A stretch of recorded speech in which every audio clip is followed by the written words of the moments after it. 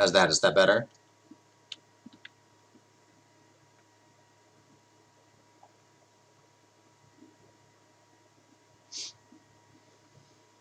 My mic looks like it's picking up audio. Awesome. Okay. So I was saying I have some new overlays. This shows the channel fireball ratings and how many I've collected, which is not relevant. Do you want to see these numbers up here, or do you not care about those?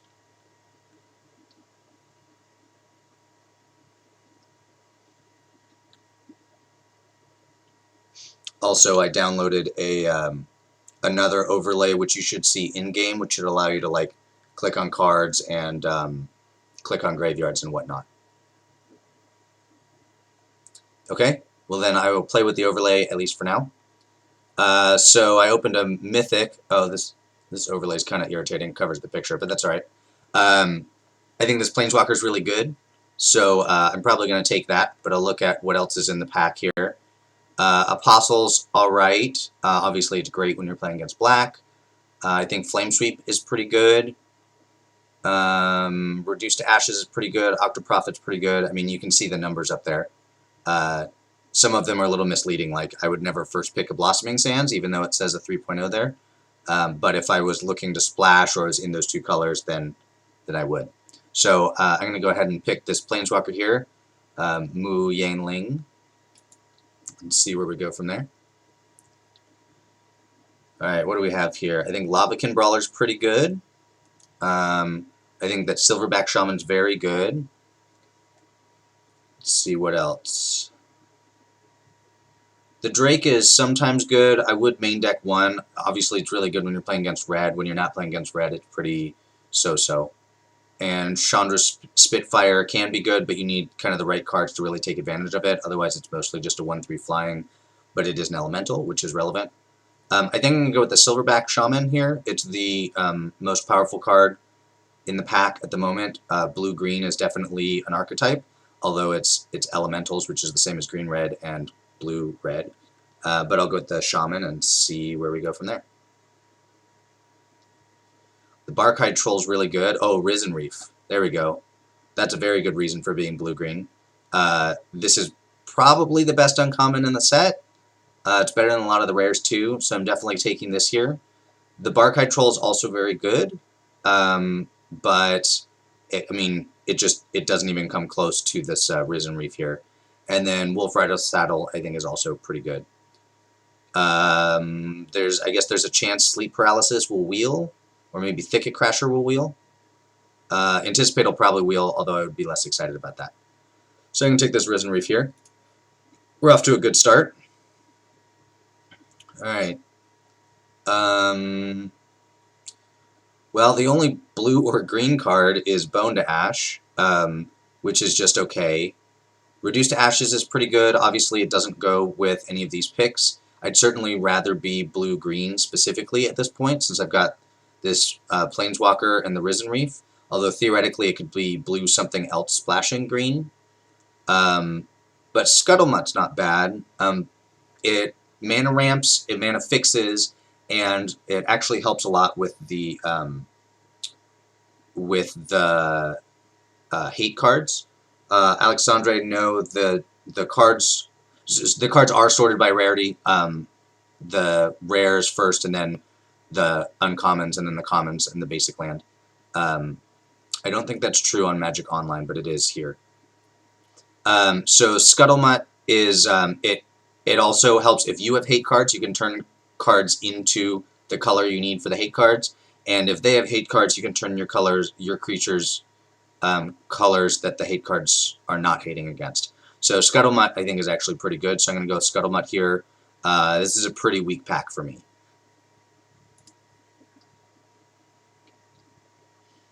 Alright, so we've got Thicket Crasher, which is fine. It's an elemental, which is important for my Risen Reef here. I've got this Brinethorn Cutthroat.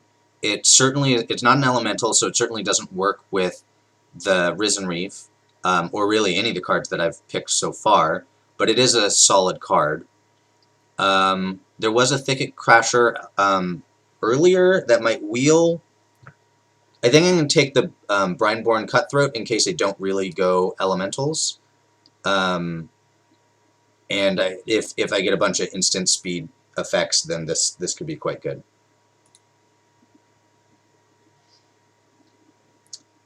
Alright, we've got Might of the Masses, which is not great. I'm not a huge fan of playing combat tricks.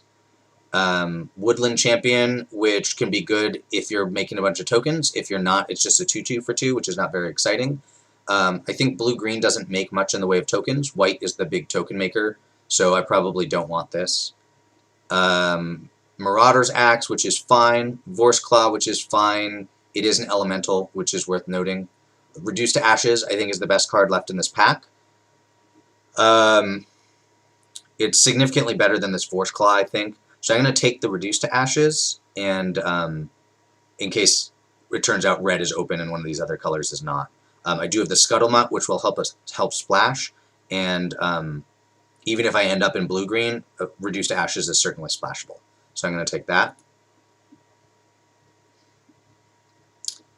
Well, there's a Plummet for the sideboard, and there's an Anticipate. The only other playable cards here are Fathom Fleet Cutthroat, really. Obviously, Disenchant is fine for the sideboard. You don't want to play Prismite. Sometimes you have to, but that's not the plan here. So the real question is, do I take Anticipate, or do I take Plummet for the sideboard? I think Plummet has a lot more upside, and Anticipate's not very important for my deck. So while I certainly wouldn't mind playing an Anticipate, I'm going to go ahead and take Plummet for the sideboard. Alright, so we've got in our color, so out of our colors, Reckless Airstrike is a fine sideboard card, but since I'm not very close to red yet, I don't plan on taking any sideboard cards. Marauder's Axe is okay. It doesn't play especially well with my deck at the moment, but you know, I only have a few picks so far. I think Zephyr Charge is pretty bad, so I'm not going to pick it here. Here's another Vorse Claw, which is certainly a playable card.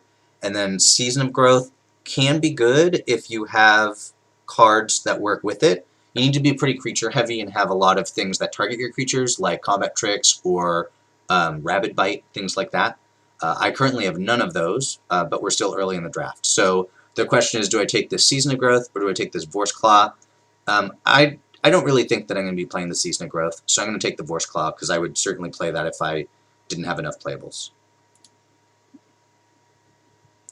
Alright, so Octoprophet came back around. I like Octoprophet a lot, so I'm going to go ahead and take that. Sage's Road Denizen is fine, but not very exciting. I think Wolfkin Bond is not great, but it's playable. And that's it here. So I don't think this 4/4 for 5 is any good. So I'm going to take the Octoprophet. Alright, so Cerulean Drake came back around. It's certainly better out of the sideboard than Negate, and it is main deckable, if not great as a main deck card. So I'm going to go ahead and take the Cerulean Drake over the Negate. Anticipate came back. I think this was the pack where there were some cards that I was hoping would come back. Clearly they didn't, but I think I did say Anticipate will probably come back, so there it is. I could also take Negate for the sideboard. I don't think Negate is actually that great of a sideboard card, since creatures are far more important in general in Limited. So I'm going to go ahead and take the Anticipate. Obviously none of these are playable in my deck. If I were to switch colors, I'm nowhere near black or white.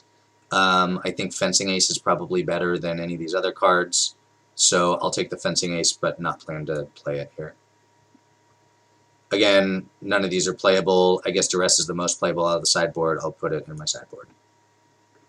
Then I'll take the Not Land, and another card I'm not going to play. Ooh, this card's very good. If you can attack with this once, you often just kind of win the game.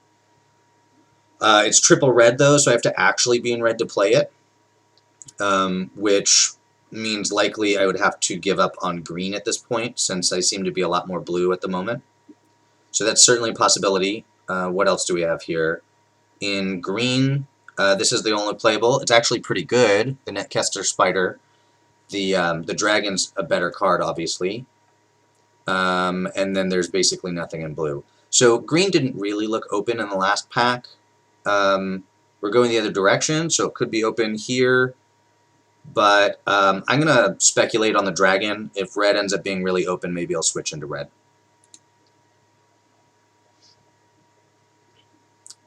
Alright, what do we have here?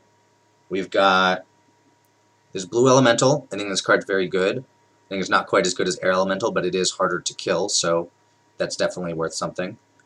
I think this card's fine. It does work with my Risen Reef, which is this one here. And it works with my Octo Prophet. It doesn't have any other combos at the moment, so it's fine. I think the elemental is better. It flies, which is a big deal. Sorry, Boreal Elemental, because this is also an elemental. I don't really want a second Vorse Claw in my deck, as far as the red cards are concerned. Fire Elemental's not that impressive. Keldon Raider's not that impressive. So I'm going to go ahead and take this blue card here. Alright, so Rabid Bite, that's a very good one. Probably what I'm going to take here. We've got another Wave Crasher, which is not bad. The Netcaster Spider is also very good, but if you look over at my pool right now, I have, no removal? I have Reduced to Ashes if I'm going to play red, and that's it. So removal is pretty good. This is the wrong dual land. If I was going to go blue-red and splash green, obviously this one doesn't help. So it's basically the three picks that I'm most interested in are Rabid Bite, Netcaster Spider, and Yarok's Wave Crasher. But I think Rabid Bite, I need removal, and it's a pretty good one. So I'm going to go and take that. So another Wave Crasher, just Wave Crashers for days here. Shock is the best red card. It's not, I don't think it's enough better than Thicket Crasher or Yarok's Wave Crasher to take that and try and move into red. So it looks like I'm sticking in green-blue, at least for the moment. So then the question is, do I take this 4-drop, which is a 4/3 with trample that gives my other elementals trample, or do I take this 4/4? Note that it says return another creature, so even though it's a must, it doesn't return itself if it's your only creature. It does, like I said, work with the Risen Reef and the Octo Prophet. I don't have any other good combos with it, but I think there's a higher upside. Also, it's an uncommon, so I'm less likely to see more of these. I may see more Thicket Crashers. So I'm going to go with the Wave Crasher. Alright, so Swiftwater Cliffs. This is one that could certainly help me splash if I wanted to go blue-red. I realize it doesn't produce green, but giving me both a blue and a red land would make the green splash easier because I have already more blue and red sources. Gifted Paradise, obviously good for splashing, but if I'm splashing at this point, I think I would be blue-red splash green, so obviously I don't want my fixer to be in green. I don't think that this knight is very good, although I see a lot of people play it. Ferocious Pup is not very good in my deck, although it does combo with the Yarok's Wave Crasher, so that's something to note. But I think it's generally good in the go-wide type decks, and my deck is not taking advantage of that. Blue-green usually doesn't. So I think that the choice here is between the Swiftwater Cliffs to help me splash green if I go blue-red, or to help me splash red for this Reduced to Ashes, or any other removal that I might pick up. Or this Ferocious Pup, mostly because it works with the Yarok's Wave Crasher. And I think I'm going to go with the land in this case. Alright, so we have another Rabid Bite, that's pretty sweet. And another Thicket Crasher. Anticipate, like I said, is just kind of filler. I'm fine playing it, but I have no particular need to. I forgot to talk about this at the last one, this Portal of Sanctuary. I don't think this card's very good. I think you can build a deck for it, but it costs 3 mana, basically 4 mana investment for your first activation, and it doesn't actually affect the board. You can't save your creatures from removal spells, at least not that your opponent plays on at sorcery speed. It can combo pretty well with like the Thief that attacks and you lose a life and draw a card when it attacks. You can bounce it when it gets inevitably blocked and then play it again. It combos with cards like Fairy Miscreant. I am nowhere near a deck that would want to play it though, so I'm not even going to consider it. I think Rabid Bite is the pick here. It's much better than the Thicket Crasher, and again, I'm kind of short on removal. I would like to get a Thicket Crasher at some point. I've passed quite a few of them, but maybe one will come back. Hey, look at that. It's another Thicket Crasher. It's just Thicket Crashers all day. I do want this over the Ferocious Pup. Ferocious Pup is one cheaper, which is nice, and it works with the Yarik's Wave Crasher, but Thicket Crasher is an elemental. I do have a bit of an elemental theme going here with Risen Reef, Yarik's Wave Crasher, and Boreal Elemental, and possibly Vorse Claw. I can go ahead and move this dragon to the sideboard. I don't think it's realistic that we're going to play it at this point. And I'd like to get more of an elementals theme if I can, so I'm going to take the elemental here. Alright, so another Fairy Miscreant. I think it's too late in the game for Fairy Miscreants. I think you need like 4 or 5 before you really want to be playing them. I don't expect to see another one come back, and we're most of the way through pack 2, so Fairy Miscreant's out. So it's between Ferocious Pup and Feral Invocation. Because I'm looking at blue-green, the Fire Elemental is not really an option with the double red. Feral Invocation is a nice trick. It does work with this guy if I decide to play it, in that I can play it on my opponent's turn. Although realistically, I'm probably going to be playing it on my own turn during combat, so it's not a great combo. It does work reasonably well with Rabid Bite in that it can make creatures big enough to kill larger creatures. Ferocious Pup works with the Wave Crasher, and currently that's about it. So I think it's pretty close. I'm going to pick the Ferocious Pup, mostly because I'm leaning towards creatures. I think I'm a little bit light on creatures at the moment, so I'm going to pick that one up.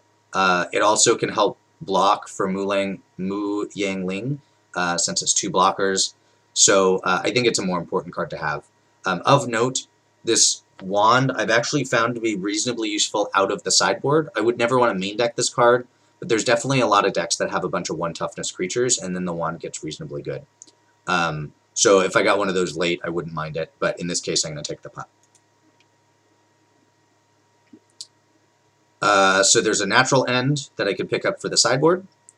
Heartpiercer Bow, similar to the Wand that I was just talking about, is good out of the sideboard against some decks. I do have a deck that's going to be attacking a lot, probably, so it's a reasonable sideboard card. I don't want to play Prismite. It's pretty bad for fixing, especially when right now I'd only be fixing for a 5-mana spell, so I don't want to play that, and then obviously these are not my colors. So the question is, would I prefer Artifact or Enchantment Hate or 1 Toughness Creature Hate? I don't have either of those things yet. I'm going to go with the Heartpiercer Bow. It seems more likely to me that it'll be important for out of the sideboard. So I've got a Convolute, which I probably would not main deck, but it's certainly sideboardable against decks with bombs that I have trouble dealing with. I could take a random Vorse Claw. It's just a big dude. Vorse Claw would get a lot better if I got some of those 0-3s that tap for green, the elementals. Unfortunately, I don't have any of those right now. I don't really have any ramp besides this Risen Reef. I guess I have the Scuttlemutt too. So Vorse Claw isn't great in my deck yet, and a second one is not super appealing. I don't think the key is very good, so I'm not planning to play that. So it's really between Convolute for the sideboard or Vorse Claw, which is maybe main deckable. I'm going to take the Vorse Claw. I don't think the counterspell of the sideboard is super important. Loaming Shaman is basically just a 3-2. The shuffling out of the graveyard thing is mostly irrelevant. So do I want a 3-2, or do I want this Wand out of the sideboard? The Wand out of the sideboard can double with this Heartpiercer Bow against decks that it's good against, which would also allow me to kill 2 toughness creatures in those games. So I think I can take the Wand out of the sideboard. I don't think there's a high chance that I'll play it much, and I also don't think there's a high chance that I'll play the Shaman. So another Vorse Claw or a Sea Serpent. Sea Serpent can just end the game if in a board stall. The Vorse Claw obviously is bigger and it's an elemental. It doesn't have this activated ability. I don't really think I'm going to play 3 Vorse Claws, so I'll take the Sea Serpent. I don't really plan to play that either, but I'll put it in the sideboard. I don't really plan to play any of these. I'm far from the portal being good. I guess I'll take the Diamond Knight, although I'm not going to play that. As I mentioned earlier, it's too late for Fairy Miscreants, so I'll take this Anticipate. And a land. Ooh, Agent of Treachery. That's a pretty good one. So I'll go through a few of these. We've seen the Cutthroat. My deck doesn't really look like a Cutthroat deck, so it's not terribly important. Cloudkin Seer is very good. It may be the best blue common. Also in my deck, it's an Elemental, which honestly isn't super important, as the only thing I have working with Elementals right now is this Risen Reef. But I could pick up another couple of things. It also is a 2/1 flyer that says draw a card when it comes in, so that card's very good. Obviously, Murder's very good, but not my colors. This is probably the best common in the set. Veil of Summer is a great sideboard card. Plummet, we've talked about. I think Unsummon's quite good as well. But this rare is so good. It's a 7-drop, but it lets you steal anything when it comes into play. Also, it's a 2/3. So it's basically a 3-for-1, which is pretty incredible. So I'm definitely taking this. Given that, and because I have Vorse Claws and several 5-drops, I would really like some mana acceleration. If I can find maybe the 0/3 that taps for green would be nice. But I'm definitely taking this. I don't think the Seer will wheel. The Fairy probably will, given the last pack, but I don't care about that. This Fairy's alright. I'd pick it up on the wheel if it happened. I'd prefer Unsummon or Veil of Summer, probably. But that's a good start. So Leyline of Anticipation is pretty terrible. Basically, all the Leylines are terrible, although some people seem to really like them. Note the Channel Fireball rating is also a 0. They're just not worth a card, so I'm not going to take that. But hey, there's the 0/3 that I was talking about that I needed. I think that this 3/5 is also quite good. I do have a few answers to flyers. I have this Mulang Yang. I may main deck the Cerulean Drake. I do have a couple of removal spells. There's this one too. I've got a random flyer and Agent of Treachery later. So the Spider is, well, it's good. It's less important for me. I do really need this mana ramp because of how expensive the cards are in my deck at the moment. So I'm going to take that. I would love if the Spider wheeled. I don't really think that's going to happen. There's a chance that the Drake wheels, or maybe the Feral Invocation. But I'm going to take the Leafkin Druid here. Alright, so this is an interesting choice. So I think hardcover is pretty terrible, so I'm not going to take that. And we talked about Negate and Convolute. Those are both sideboard cards for me. There's a Boreal Elemental, which, as I mentioned earlier, is very good.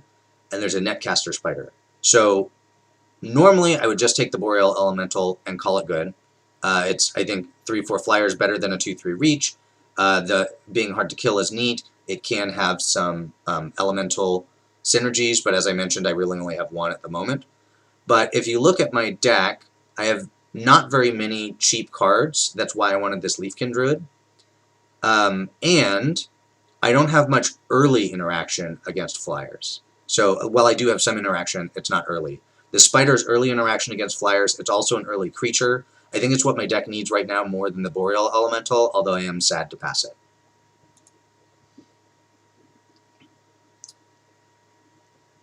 So let's see. So Scampering Scourger is pretty incredible with this Risen Reef here. And right now, I could splash red. I have a Scuttlenut and a Swiftwater Cliffs, so it's certainly a consideration. Overcome is for a go-wide deck. As I talked about earlier, I'm not really on that deck. So obviously Scampering Scorcher makes that a little better, but I don't think I'm taking this. Gift of Paradise is mana ramp, which is one of the things I was talking about I needed. It's a little more expensive mana ramp than like this Leafkin Druid. It's also not a creature, so it can't block. It does fix my mana though, which is relevant if I'm going to splash this Reduce to Ashes. I think that the Scampering Scorcher is quite good. It gives all of my elementals haste, and I do have a reasonable number of elementals, especially like the 7/7. And I was considering splashing red already. I already have some fixers, so I think I want that. I think it's just enough better, and I'm reasonably set up to splash red. At the moment, I think I would play one mountain, but I would certainly like to pick up maybe a Gift of Paradise or another land that taps for a green-red or blue-red. But I'm going to go ahead and take the Scourger. It's just too high upside. I think this Caves is pretty reasonable. You can't really afford to play it in a 3-color deck because it's a colorless source. So because I'm planning to splash this Scourger and this Reduce to Ashes, I don't think I could play this, even though I think it's very good. Feral Invocation is fine. I don't think Tectonic Rift is very good. And Healer of the Glade, I think, is basically unplayable. It does say Elemental, but I'm nowhere near needing Elemental synergies so much as to play a 1-2 for 1, even if it gains me 3 life. Renowned Weaponsmith is not very exciting. It could come in out of the sideboard against the deck that I want the Heartpiercer Bow, so it could find the Heartpiercer Bow. So it's really between Cryptic Caves, in case I decide not to splash the red, and Feral Invocation as just a card. I'm doing okay on playables. I have, what, 22 at the moment? I definitely have some I'd be willing to cut.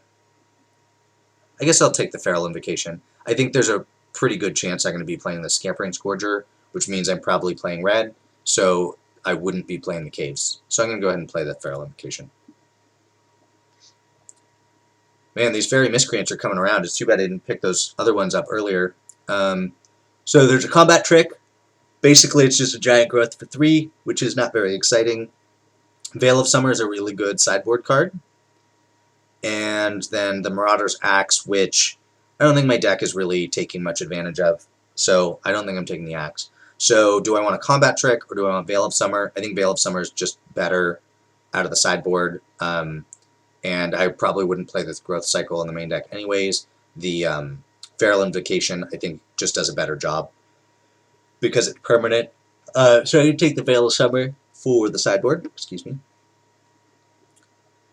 That's a late sleep paralysis. I'll definitely take that.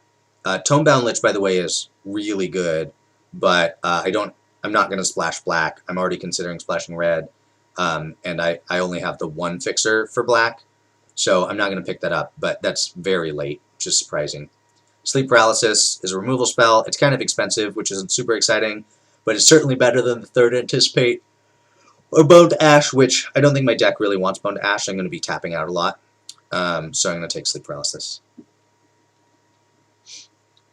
Tranquil Cove, again, is the wrong color, so I won't be taking that. Brian Born Cutthroat is, again, can be fine, but if you look, I'm not playing a lot of spells on my opponent's turn. I have the 2 Anticipates, maybe Feral Invocation.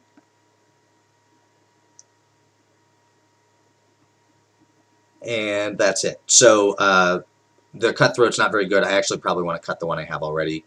Befuddle is fine.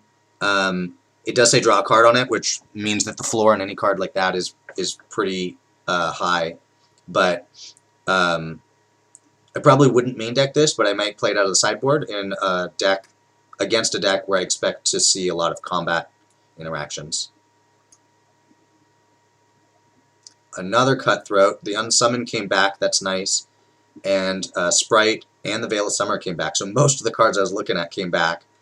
I think I want Unsummon. Let's see. So it can combo with this in that I could play it on my opponent's turn. Early interaction, if I need it, I can bounce the Ferocious Pup, which isn't great, but not bad. Certainly bouncing Risen Reef or some Elemental is good. Saving my creatures from removal can be good. The alternative is the Sprite. It's an early play. It also flies, which is relevant. It's a pretty good combo with the Feral Invocation. Right now, I think I would cut and Anticipate. So I'm playing 23 cards likely, and I have this land here. So this is 23 at the moment. I think I probably want to cut the Cerulean Drake out of the main deck at least. And the Cutthroat. The Cutthroat's pretty cuttable. And certainly a Vorse Claw is cuttable. So, do I want the Sprite or the Unsummon?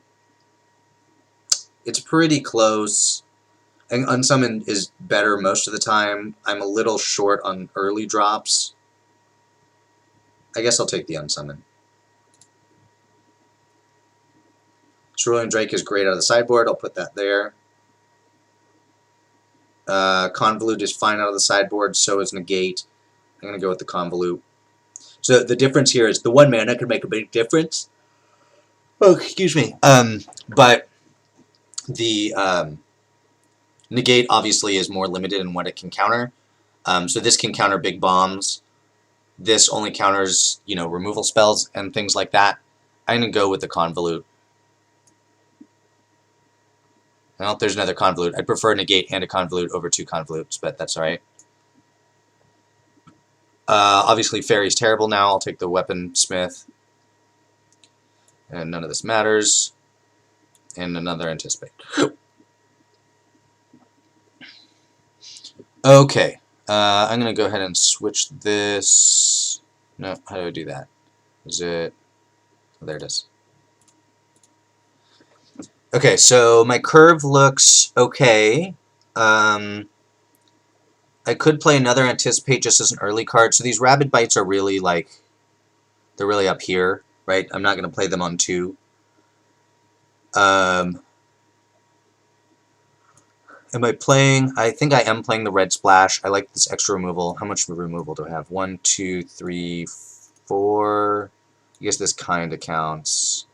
Because it does take their best creature, but it's also 7 mana. And that's it. They unsummon Pseudo. So I think I do want the removal spell. And the Scampering Scourger is so good with the Risen Reef. It's also pretty good with these Vorse Claws, because giving it haste is a big deal. I also have a lot of things that I care about when I draw them. So I think Anticipate gets a bit better. So what I mean by that is, with the Splash, I may have to dig for the Splash color. I may have to dig for one of my limited removal spells. I may have to dig for, the thing that gives all my creatures trample if I have a couple of Vorse Claws in play. Or maybe the Wave Crasher if I have the Scampering Scorcher in play, or the Risen Reef, or whatever. So I think Anticipate's actually pretty good in my deck. I think I'd play a second one. It's worth noting with the Cerulean Drake that because I have the Scuttlemutt, I could turn something red that's going to get into combat with Cerulean Drake. So it gets a little better there, but I have enough playables. Oh, excuse me. I have enough playables, so I'm not really looking to play this sort of medium card. I will definitely sideboard it in against any red deck. So what do I want to cut for that Anticipate? How am I doing on creatures here? I have 15 creatures. Probably don't want to cut one. If I did, it would probably be a Vorse Claw just because it's so expensive. What are my non-creatures here? I guess this is kind of a creature. So Feral Invocation could go. It doesn't really combo with anything. Brineborn Cutthroat could go. I do like that it's an early play, and adding the extra Anticipate makes it a little bit better. It feels like Feral Invocation to me. I think that's the cut. And then I don't want this many red sources, so I have Scuttlemutt and Swiftwater Cliffs for 2 red cards. I think I want 1 mountain. And then I have 1, 2, 3, 4, 5, 6, 7, 8, 9 green cards, and 1, 2, 3, 4, 5, 6, 7, 8, 9 blue cards. I have 1 double blue, 2 double blues, but 1's late. And I have 3 double greens, but they're all late. How many lands do I get? 17 minus 2 is 15, so it will be an uneven split. So I think I want to lean slightly towards blue. That's not the way I want to do it.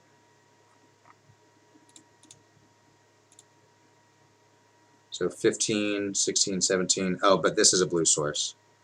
So now I have 8 blue sources and 8 green sources. Yeah, it's not bad. Okay, well this is certainly better than my last stream deck, so I'm going to go with that. So out of the sideboard, things to keep in mind: Veil of Summer, the Cerulean Drakes against red decks, Befuddle against decks that are going to have a lot of combat with me, Plummet against flyers, Convolute if I need something against bombs, and then against the 1 toughness decks, the Heartpiercer Bow and the Wand are both good. Alright, let's try our first match.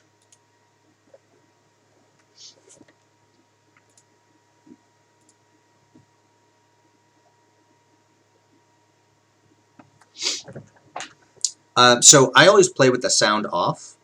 I could turn it on if you guys want to hear the sound effects. Do any of you want that? So if you want the computer sound, say so in the chat. If you don't want it, also say that. This hand seems fine. It's the anticipate can be anything. It's not great, but it does allow me to do something early, and I have both colors of mana. I'm going to go ahead and keep it. It's sort of borderline, though.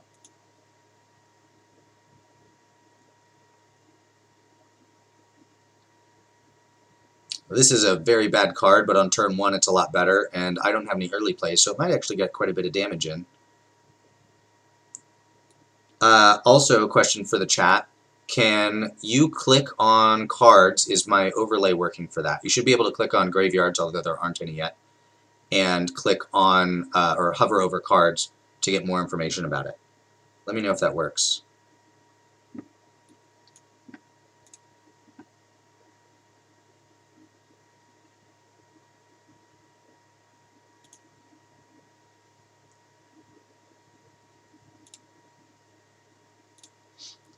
Alright, so I'm taking a bunch of damage here. I do need to play something that can block those, or I'm going to die really fast. Hopefully Anticipate finds me something. Oh, that's bad. I certainly don't want that 6-drop, so I'm going to take the island. Well, this is not turning out very good. I'm going to take another 4 before I can play anything. Oh, man. I might just be dead.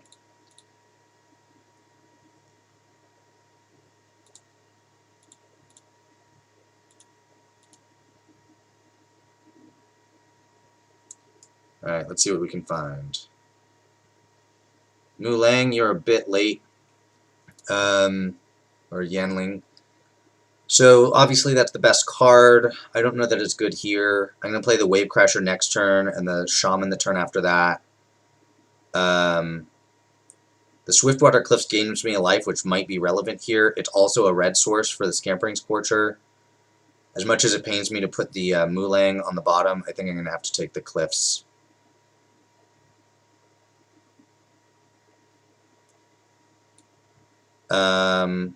Yeah, I'm just going to play the Wave Crasher.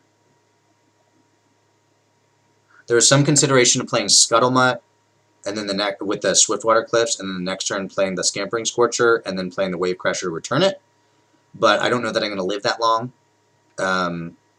And I didn't want Wave Crasher to set me back. Well, that's kind of bad too, because it's going to get big as I block all these things. Oh, they didn't realize it had haste. Well, that saves me something. I have to gain life to be not dead. So I guess we'll block there and hope for the best.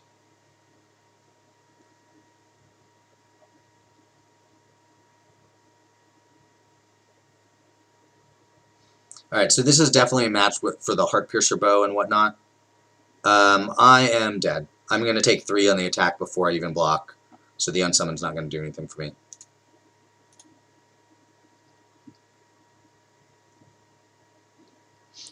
They're also red, so those Drakes are good in this match.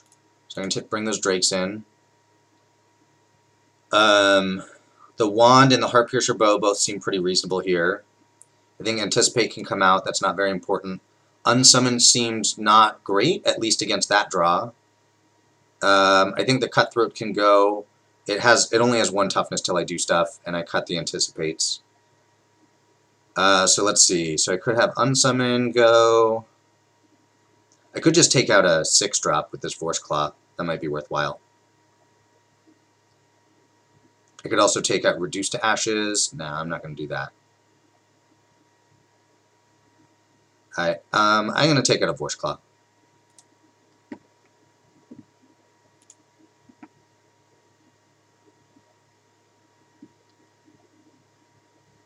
We need to be on the play this game, which seems good.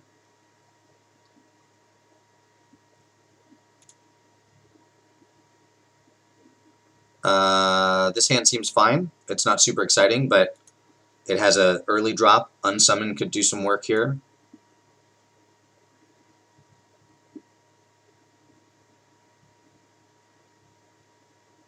Another one of those. Unsurprising, given that they played 3 last game. I'm not going to unsummon it, because I have the Ferocious Pup coming out next turn. Ferocious Pup is more important than the Risen Reef here because it gives me 2 blockers, one of which actually eats a Spitter. Oh, no turn 2 play. Alright, so Pup it is. Probably playing Risen Reef next turn.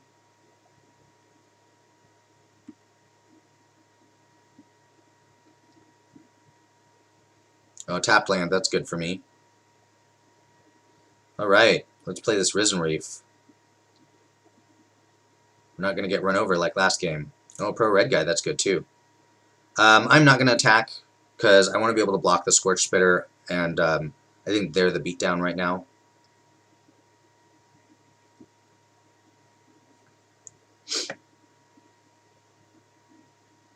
Alright, Thicket Crasher. Found a land, awesome. What do we want here? So we have Unsummon available. Rapid Bite doesn't really do anything here. I guess Cerulean Drake's really my only play. I guess I could unsummon the Risen Reef and play it again. But I'm not going to do that just yet. So the Thicket Crasher is going to come in. I think I'm just going to take it this turn. I could block with the Risen Reef or Cerulean Drake plus the Wolf, but I think that puts me in a pretty bad spot. Oh, well, that's bad. So they'll probably put the counters on the 1/1. Let's see what they do.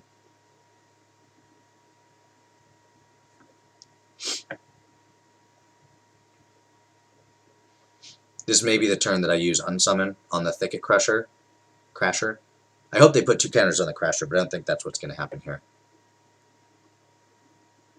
Yeah, that makes sense.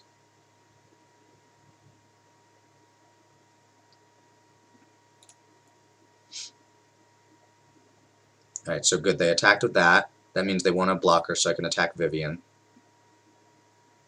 I'll take the 1 and go ahead and block the Spitter. Come on.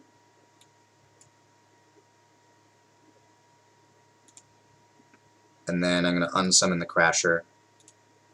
That saves me 5 plus 1 trample here. What?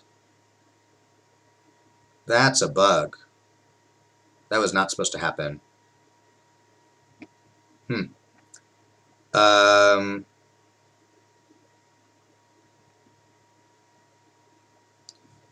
I think I need to play Octoprofit here, which is kind of unfortunate because I think that means that Vivian's going to take less damage. I really need Vivian to take at least 2 so that if they -3 Vivian, it doesn't just kill a guy and Vivian stays alive. But that means that I have to throw my Vorse Claw or my Risen Reef away. I don't think I'm ready to do that. So I expect a block from the Scorch Spitter here. Oh, interesting. Okay, I'm going to play this Octoprofit. Oh, that's pretty good. I definitely want the Mountain, and then Scampering, Scourge. Do I have the... no, I don't. So I need the red source first, so I'll leave them as is. And then the Scampering Skitterer, or whatever it's called, is going to be great with the Risen Reef if the Risen Reef is still alive.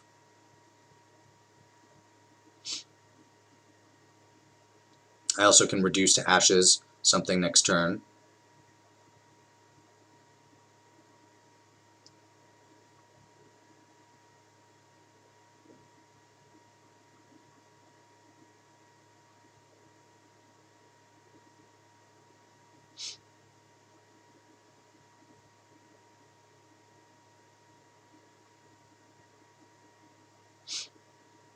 If they get too aggressive here, I might be able to reduce to ashes that, and then kill Vivian. That would be pretty nice.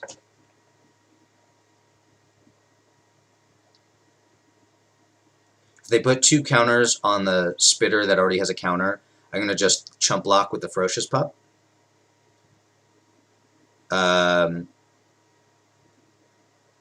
If they send them both, I'll eat the 2/2. If they only send the 3/3, I will trade. I'm going to go ahead and make that trade. Come on. There it goes.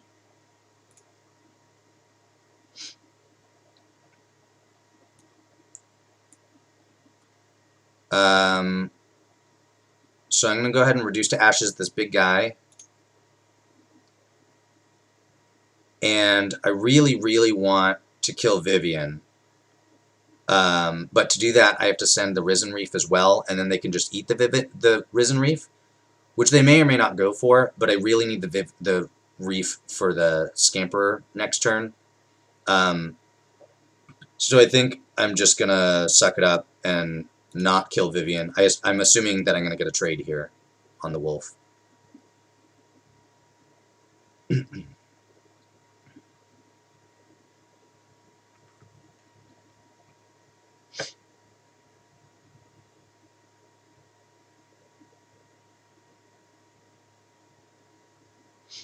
Basically, it came down to the 2 counters. Oh, that's not too bad. The 2 counters from Vivian were less important to me than the 3 cards I'm going to get from the Risen Reef.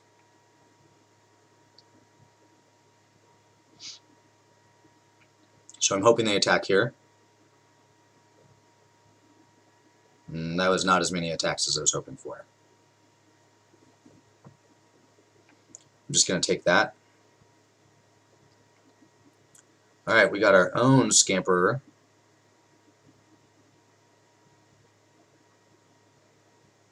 Alright. Playing stuff. Get those lands off the top. Okay, so I can hit Vivian for 1 for sure. If I send the Reef and an Elemental, and if I send everybody, Vivian dies, they get to eat the Reef for free. And they get to trade with the Scamperer. That's probably fine. Vivian is actually a problem, and the extra cards off Risen Reef are less important now.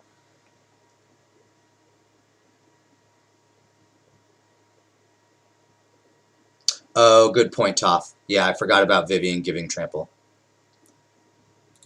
So I'm going to do this the easy way. I'm just going to send everybody goodbye Risen Reef, and probably Scampering Scorcher, which at least is a trade, but Vivian's down.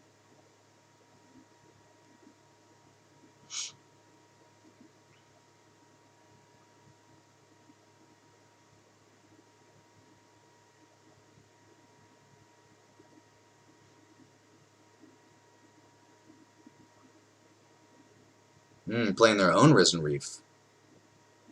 Well, that card's very good. It means I'm not taking the hit off the 4/3 this turn. So that's something.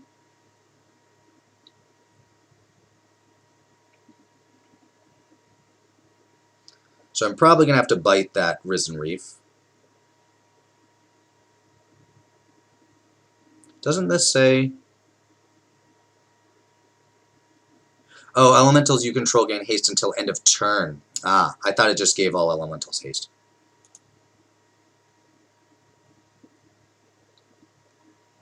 Alright, so I have... Oh, I can play the Vorse Claw and the Bite. That's pretty good.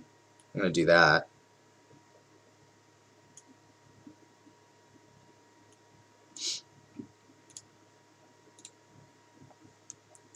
And then the question is, do I want to send the Drake?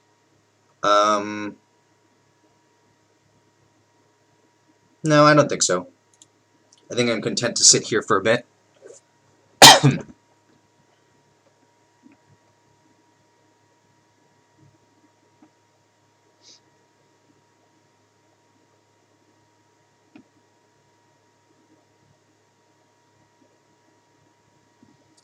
Thicket Crasher. Another one of the spitters. So let's see, how much mana do I have? 7, 8.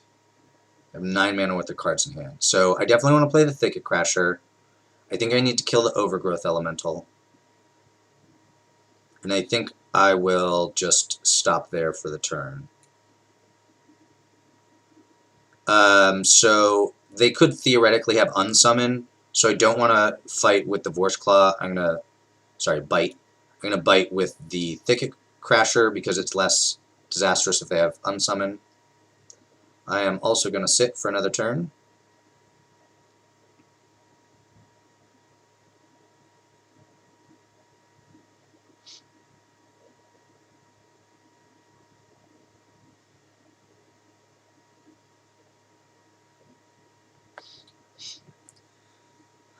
Cat, just another random guy. Loaming Shaman. Gonna shuffle probably Vivian back in.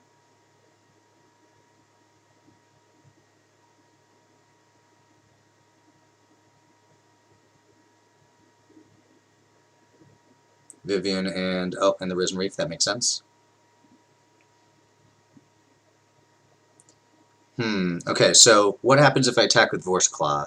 Their best blocks are Loaming Shaman and Thicket Crasher. They take a little bit of trample damage, which doesn't really matter. Do I have anything in my deck that would make it better later? I have a Sleep Paralysis, and I have Agent of Treachery.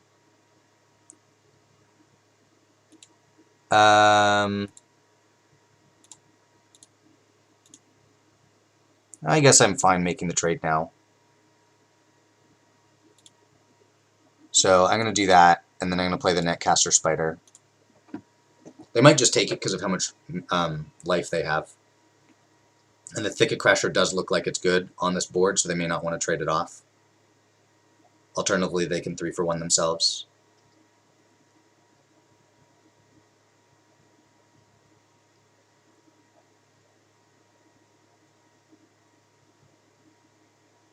Oh, they're going to throw away an extra elemental. I'll take that to save 2 life. I guess they were playing around the +2/+2 enchantment.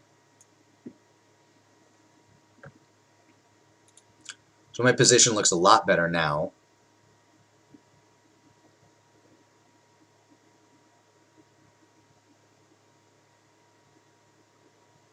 Another Thicket Crasher, that's not great for me. That Leafkin Druid doesn't do a lot either. I think I'm fine trading Crashers at the moment. Alternatively, they could trade the Scorch Spitter and the Fire Cat, or Ember Cat. I'm going to play this Druid. So I may actually start attacking with the Cerulean Drake here.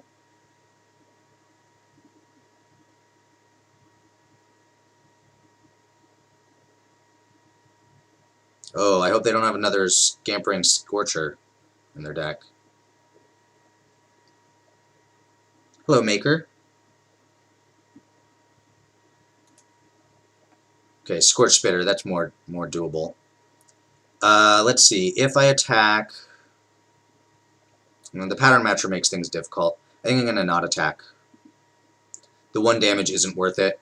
Cerulean Drake can either eat a Scorch Spitter or block a Scampering Scorcher, and I could put like a Spider and an Elemental in front of the Pattern Matcher if I needed to. Which I think I'm going to. They could have a combat trick, which would be really bad for me, but I have to answer this at some point.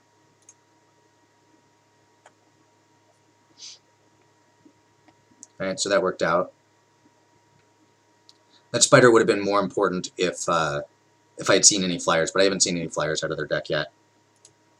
So I'm going to go ahead and send this Drake this time because I have the Gorilla.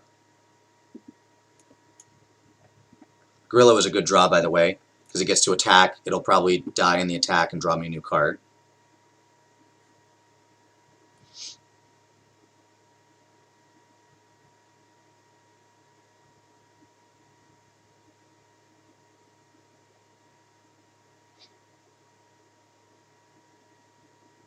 Act of treason. Well, that was definitely not good for me.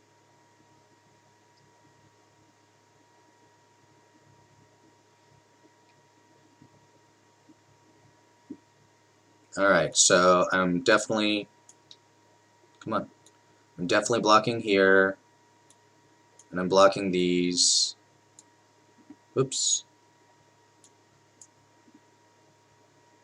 And I guess I'm going to chump block here and take 5. That puts me in range of shock. But what are my other options? I could lose the Leafkin Druid and be out of range of shock. I haven't seen a shock yet. I'm going to do it this way.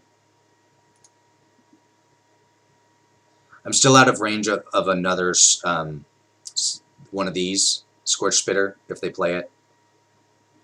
I have 2 blockers. A haste creature would be pretty bad for me, but I have to start attacking or I'm just never going to get anywhere.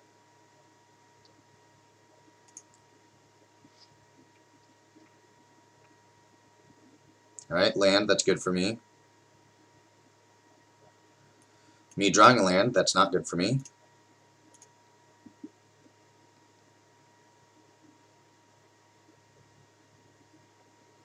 Alright, hope they draw a blank. No haste creatures, no shock.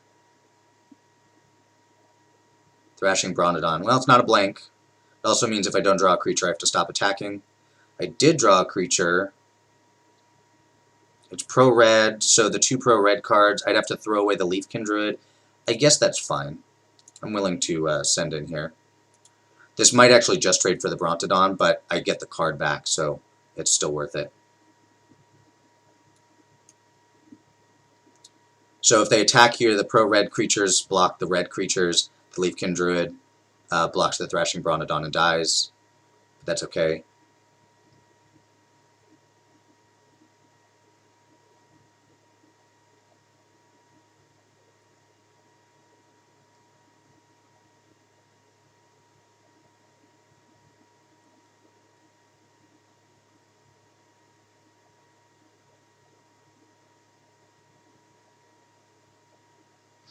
Obviously I have to block everything. I don't know what cards give trample at instant speed. If they have one of those, I'm dead, but I can't think of any of those. Okay.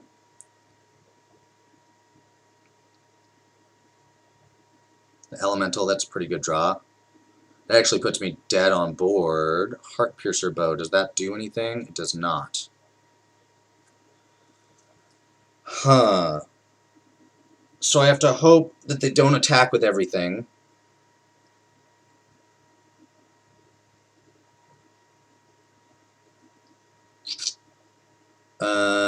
I could attack. Likely they just block the Leafkin Druid, then I actually look dead. Heartpiercer Bow. I guess I'll play it and equip it. And I expect to be dead. But maybe they will be worried about a trick.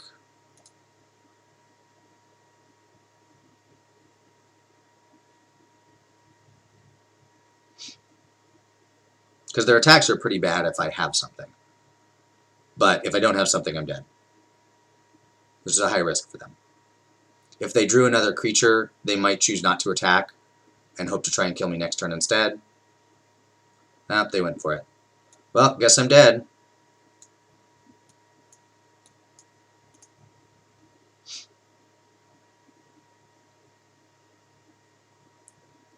Well, at least that was a good game.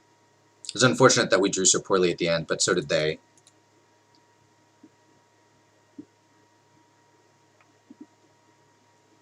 Alright, we'll just try it again. See if it goes any better. That first game wasn't much of a game, unfortunately.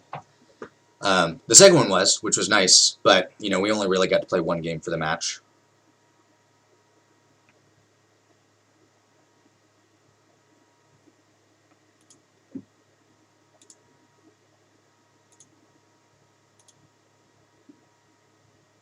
Again. See if it goes any better.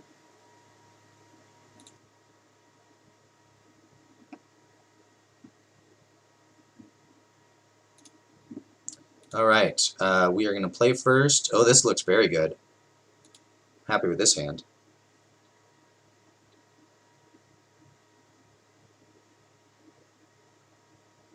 We get to play the Swiftwater Cliffs turn 1, so we have our red fixed. We get to play the Leafkin Druid 2, and then if we draw any 3 or 4 drops, we get to play that on 3, and then Boreal Elemental on 4.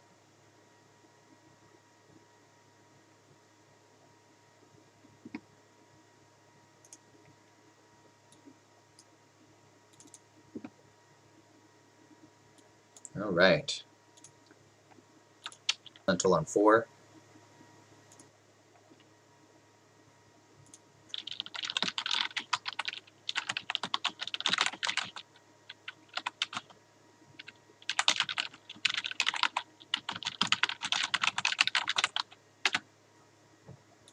So that was quite good, because now we can play that on 3.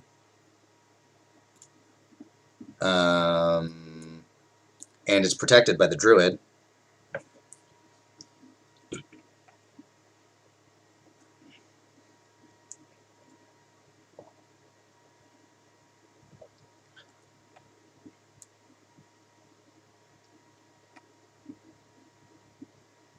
All right. Go, Planeswalker on 3.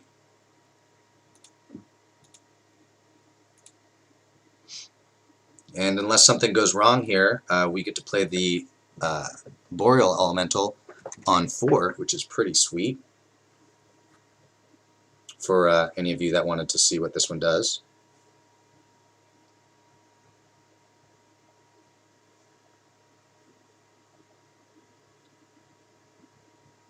Brawler, that's a pretty good one, especially with as many elementals as they have right now.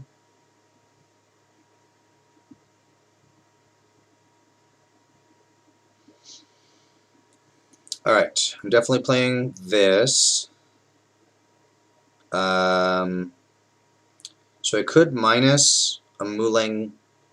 Yeah, I'm going to. It does give them the opportunity to kill it next turn, because the Lavakin Brawler is going to attack as a 5/4, which I can certainly block with my 4/4 that I just made, but I only have one other blocker.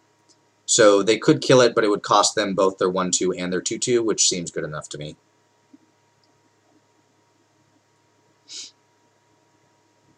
Especially because it shrinks the Lavakin Brawler the next time it attacks. If they attack with just the Brawler, I'm happy to trade it with the 4/4 and keep Mu Yangling going.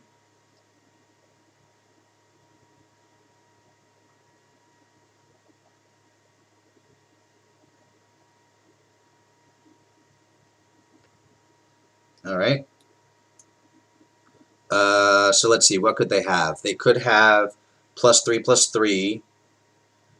They could also have the +2/+2 enchantment.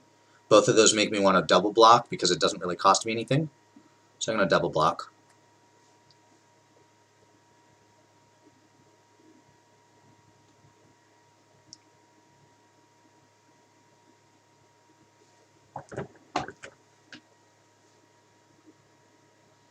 Alright. That worked out.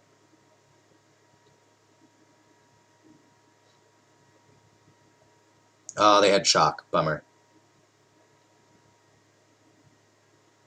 Well, it was still a 2-for-1, so I will take it. And I get to play this 7/7 this turn. We'll attack for 3 in the air first.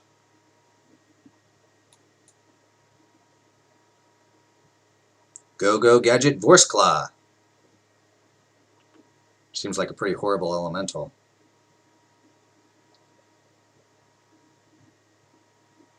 Oh, that's a good one. Especially in the All Elementals deck, which it seems that they are on.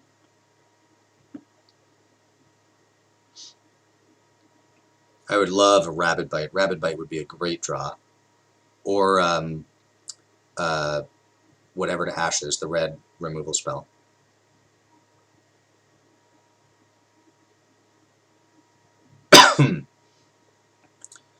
So here, if they make this attack, I think I'll block the Ember Cat.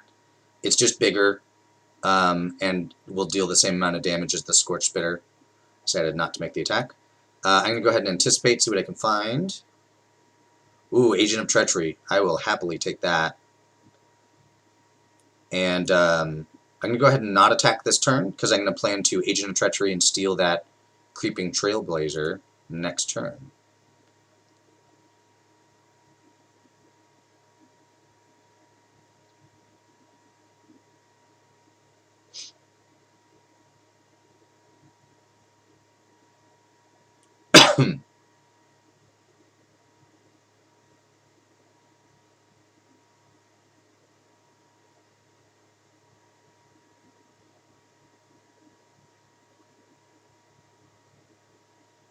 Ha ha ha!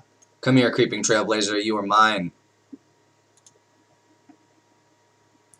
Alright, Lavakin Brawler attacks is a 6/4. I guess I'm okay attacking with this. And if I have to trade the Vorse Claw for the Lavakin Brawler, I will.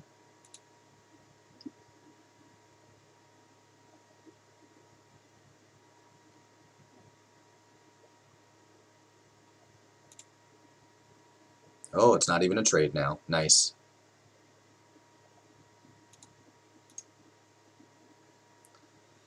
Okay, so the Creeping Trailblazer, I can give it plus... Well, I can actually do it twice because this produces a red. So I can give it plus 1... Does it count itself? Yes, so 1, 2, 3, 4. So it can be a 6/6, so it could be a 10/10. Yeah, I'll send it. And at this point, I think I'm okay attacking the Vorse Claw. I'm definitely winning a race.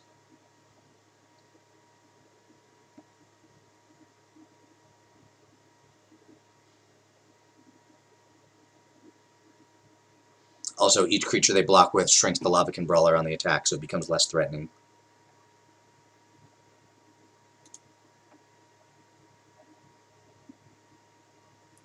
And I'll pass. And I look to be in pretty good shape here.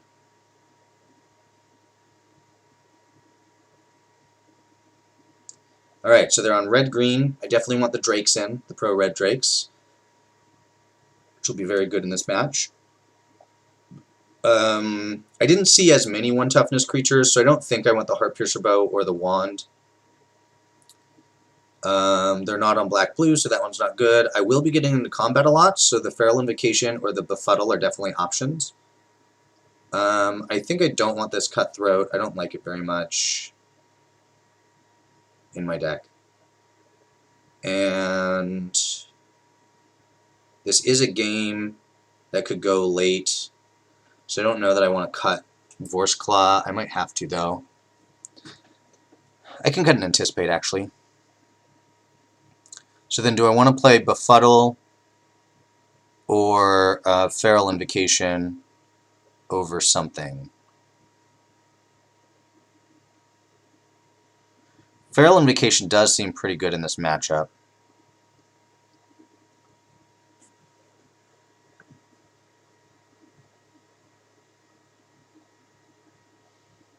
I guess it would have to be a Vorse Claw. They are pretty aggressive. Yeah, I guess I'll cut a Vorse Claw for a Feral Invocation. Alright. Well, that first game went really well. That was about as good as we could have drawn it up.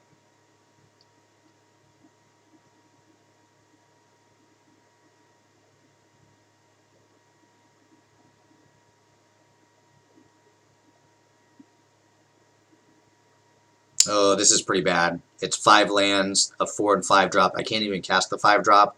I do have the red source, but I don't think this is good enough. This seems a bit better. We'll keep the 6. What card are we putting on the bottom? I have my red source, so the Scuttlemutt seems less important. It is, however, an early-ish play. Shaman's expensive. It's one of those two. I mean, I guess it could be the Feral Invocation.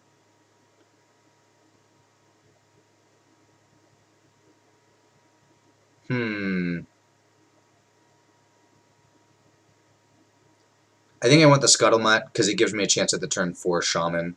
So I'm going to go ahead and put the Feral Invocation on the bottom, even though I just sideboarded it in.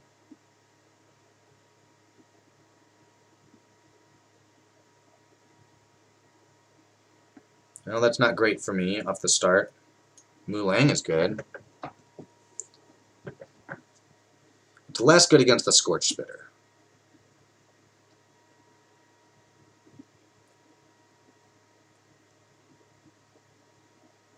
No 2-drop? Darn, they have a 2-drop. They have a very aggressive draw here. I guess we'll just have to see if we can catch up. Right now my plan is turn 3 Scuttlemutt, turn 4 Silverback Shaman. Oh, well, that's not good for us either. We've got a really good start here.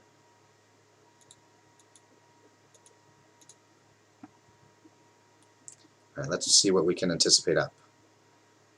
Well, I guess we're taking a land. Alright, so we have perfect mana now. Alright, so if we play Mulang, she just dies. So let's play the Scuttlemutt. Which blocks the Scorch Spitter this turn. I will take 6, which is not ideal. And then we'll play the Silverback Shaman next turn, which will probably trade with the Thicket Crasher and draw me a card, and then we'll see where we stand at that point.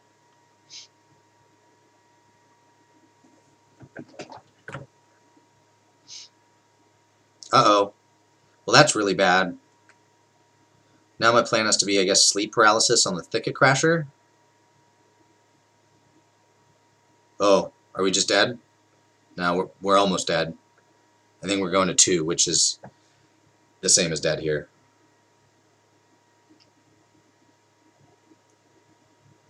Let's see, what can we do? We can Sleep Paralysis, the Thicket Crasher, and then die. We can play Mulang Yu, Mu Yanling, and then die. So we're dead.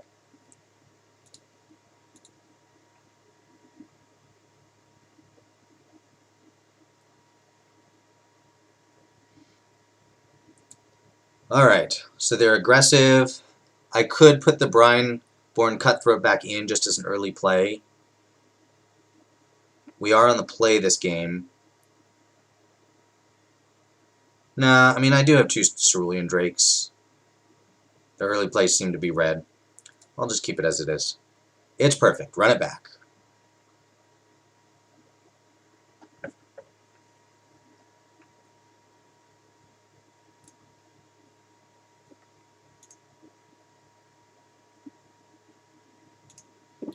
Alright, I'm going to play first. There we go. Turn 2 Cerulean Drake. Turn 3 Mu Yanling. I gotta get her name right. And we've got the late game in pretty good shape, so I just have to make it there. This hand looks like it's pretty set up to make it there.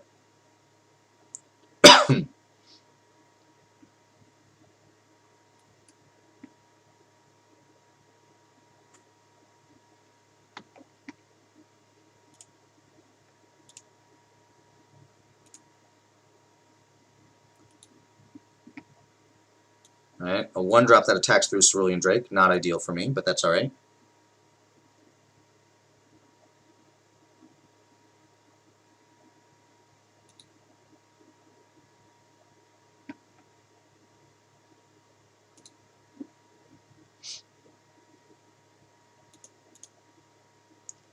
Alright, either no play or a red play.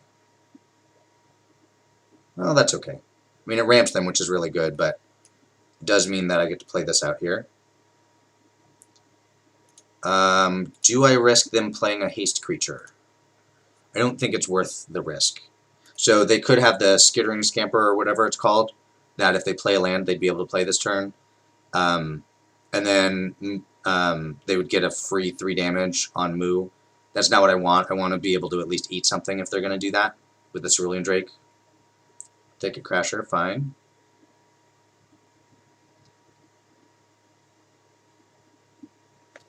Alright, so I might make the 4-4, or... Okay, so my only options... I have no plays. So I can either make the 4-4,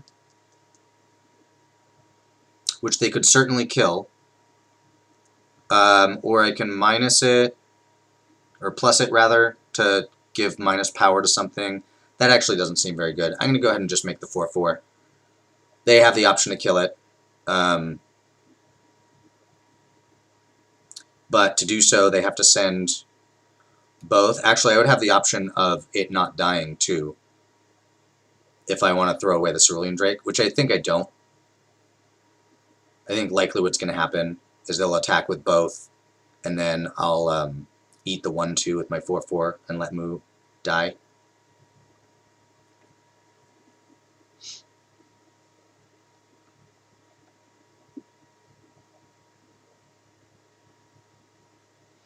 Also, I played nothing, so there's a reasonable chance from the opponent's side that I have some sort of combat trick up. So they have to keep that in mind too. If they attack with just the 4/3, I think I will block it. It's bad if they have some sort of combat trick. If it's the +3/+3, double blocking is very bad. If it's just the +2/+2 enchantment and I single block, it's very bad. So I'm going to go ahead and double block to play around the +2/+2 enchantment. They're still likely to take out the 4/4 if they don't have the thing. Yeah. Ooh, Cavalier of Thorns. That's bad news. What did they reveal? So they do have the Scampering Scourger in their deck. So the red source is nice, but I definitely have to play this Silverback Shaman this turn. We'll shrink the Cavalier, play the Shaman, and pass. So I'd like to take the Cavalier. Let's see. When it dies, you can exile it. I assume if I've taken it, that works for me, even though it's going to their graveyard. Just says you can exile it. It doesn't say you can exile it from your graveyard. So I think I can take it. Right, I need to draw one more land. I'll just keep sitting back here.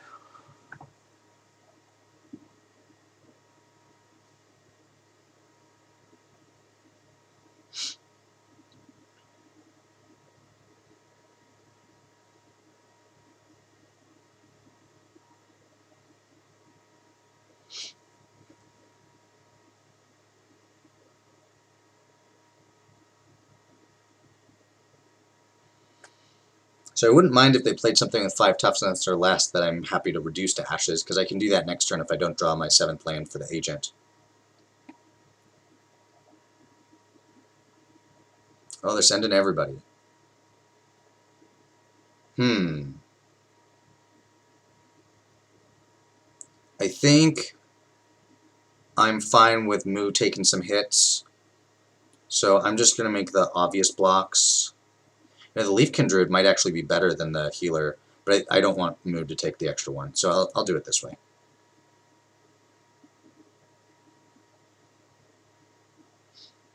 Alright, that was not what I was looking to draw, but that's okay.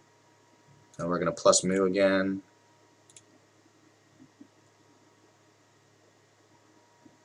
I'm going to go ahead and sit on the Spider. It means that I have blocks for everybody next turn.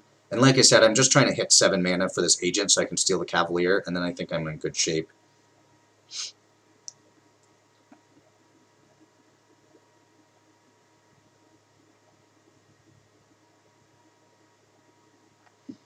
Alright, so I kind of suspect that they have some sort of combat trick, but I'll play like they don't.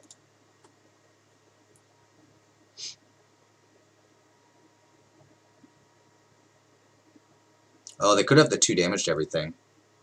I would have killed their Cavalier too, though, so that's not a big deal. Wave Crasher doesn't really do me anything. Yeah, I'm gonna just continue as is. I'm gonna keep doing this. I'm gonna get in for 1 this time. Actually, no, I'm not, because I'm gonna plan to play the Scampering thing, and then Wave Crash that next turn if I don't draw a 7th land.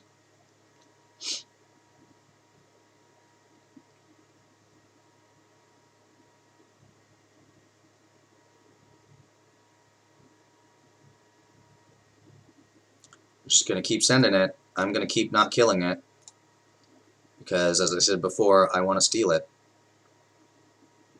Okay, what's better, 2 1/1s or a 2/2? Probably 2 1/1s.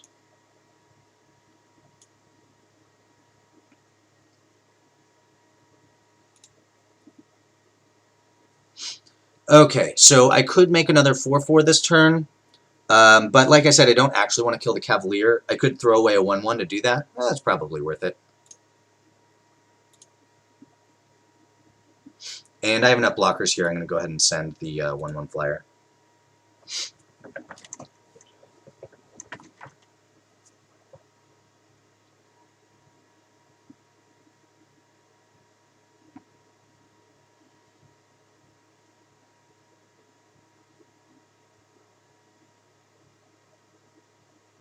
No attacks. All right, 7th land?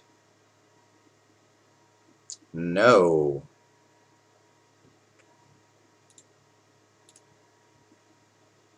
All right, well, we're going to hit this guy. We have 19 cards left. I don't think I want to unsummon, so I'll play this Scourger again and just pass, waiting for that 7th land.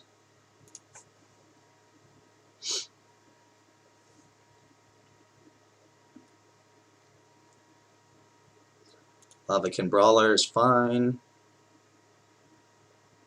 We'll just trade with, you know, my Wave Crasher or something. 7th land. 7th land? No.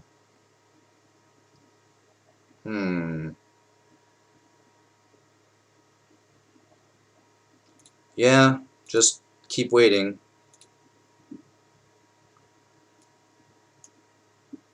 We'll get there eventually. And I'm not too worried about anything they can draw, so just going to play the long game.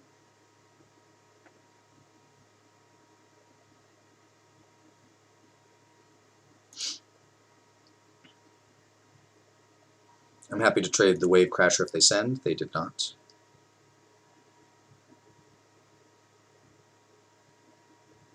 They've drawn 11 lands. Well, it's not a 7th land, but it's a big one. I might actually ultimate Moo next turn. We'll see. I'll give it another turn.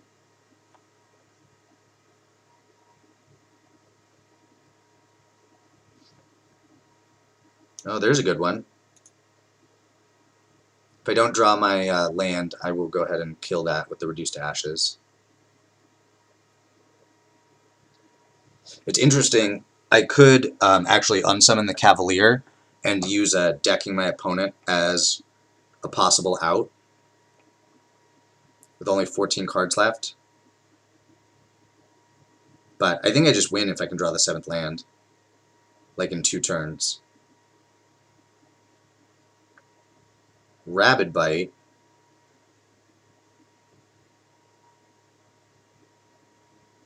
What would they get to put on top of their library? Scamperer. Nothing of terrible importance. I'm going to try and get that 7th land here. I'm going for the emblem. Draw a card.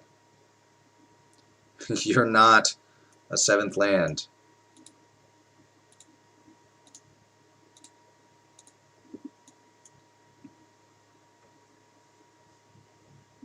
There's a land. We only need 1 though. Not quite. Almost.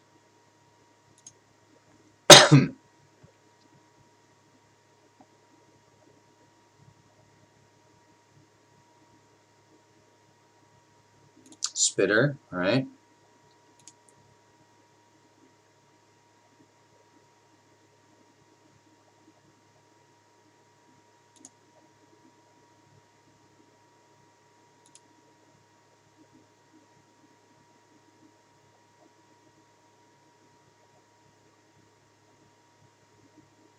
I will draw a card here. We finally get to play this Agent of Treachery.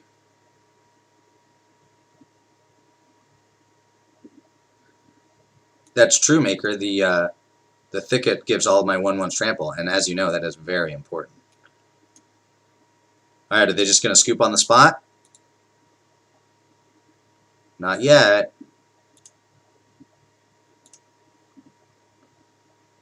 Alright, let's get in with these flyers. Let's get in with this guy, and this one, and the 4/4 as well. We'll leave the other ones back.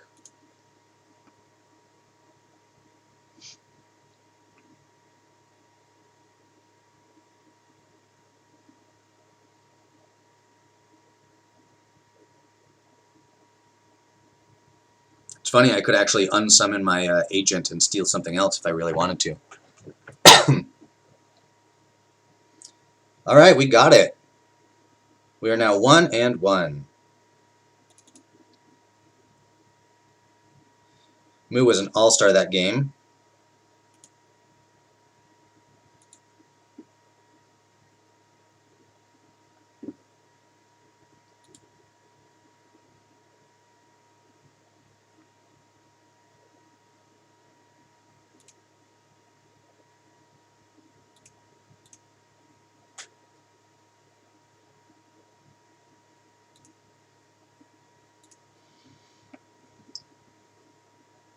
Alright, one land, not gonna do it. Interestingly enough, if you trade out almost any card except Anticipate or Scuttlemutt for a land, this hand's actually good. Ooh, this is not very good either, but I think we're gonna keep it. And we're putting the big expensive card on the bottom. I could put a red card on the bottom, because I don't have red. But I'm just gonna go with the big expensive card. I think the red cards are more important if I actually get anywhere. Well, 2-drop, that's not bad. Do need some lands. If I can get to 4 and I can play this Octoprofit, then I can probably scry into more lands, and then I should be good. Oh, look at that, we drew our red source, nice. Making decisions, getting paid.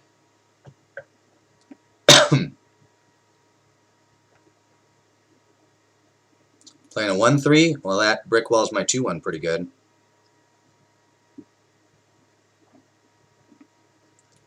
And we found the 4th land. Alright, we're probably in good shape now. Play a land, probably play Octoprofit, scry a land to the top hopefully, and then we can play Boreal Elemental the next turn.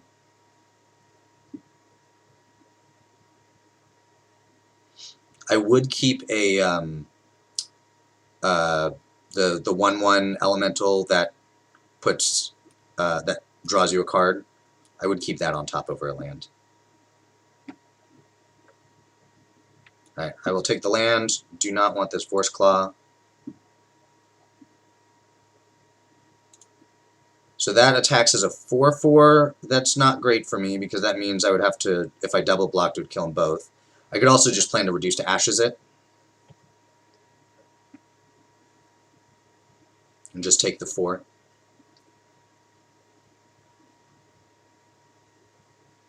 Which involves taking another hit from the Spitfire, but that's not a big deal.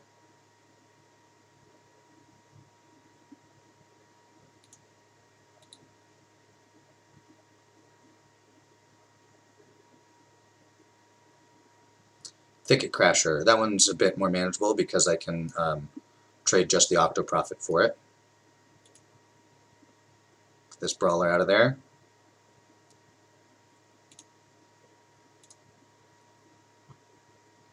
Notice, by the way, that this is our 3rd match, and all 3 of them have been some version of Elementals. I think Elementals are really good in this format. Right, so they don't have a combat trick and don't want to trade the Crasher. Works for me.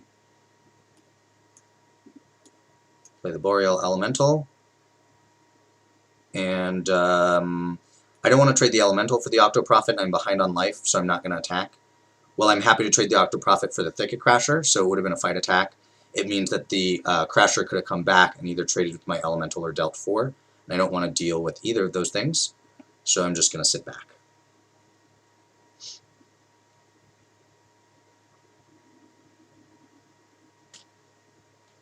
And Anticipate would actually be a fine draw, because I could play it on their turn to make the Cutthroat big enough to block the Crasher, or to trade with the Crasher.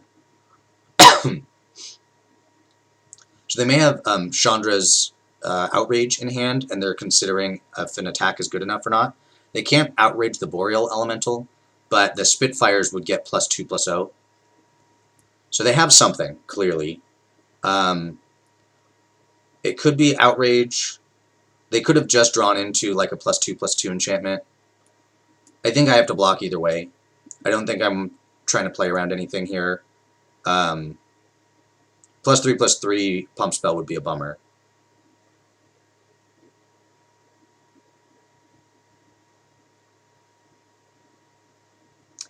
Maker, I don't know if the bots are just not drafting elementals enough or if they're just good. But it's one of the two. So shock is more doable. So if they have like another shock, this is a bummer. Yeah. So oh, they have trample too. Yep. Okay. Well, I'm dead. Sometimes that happens. All right. So I saw 2 of that elemental. So plummet might be worthwhile. Once again, I'm playing against red, so I definitely want the drakes.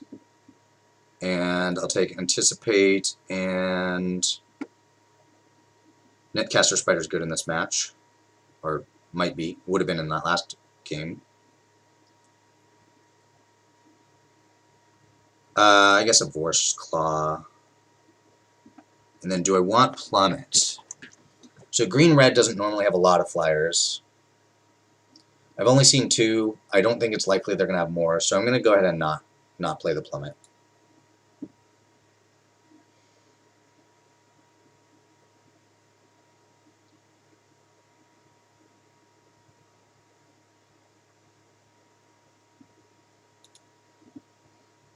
Perfect mana, or just about. There's double blue cards in my deck, but it's my opponent's turn to mulligan. I will. Doesn't really matter what I start with. I don't think I have any double color cards on 2. Oh, Scuttlemutt. That was a good draw.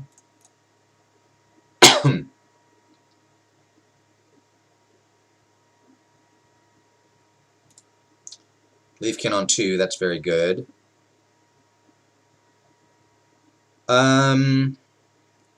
This is interesting.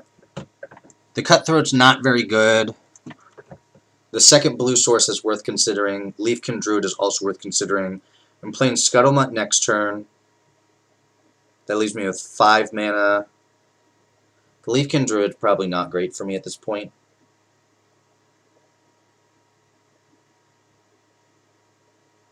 I guess I'll take the island. It guarantees the turn 5 Vorse Claw. Well, I guess not guarantees, because Scuttlemutt could die. Island after that was not a good draw.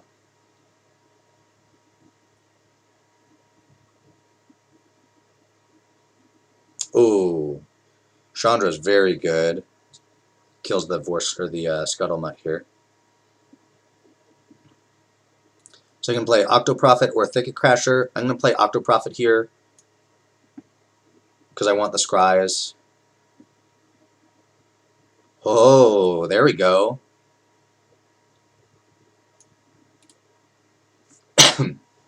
So I may play Risen Reef next turn, but only if Chandra's counters have been used up. If Chandra has the ability to shock, I won't play the Risen Reef, and I'll play the Thicket Crasher instead.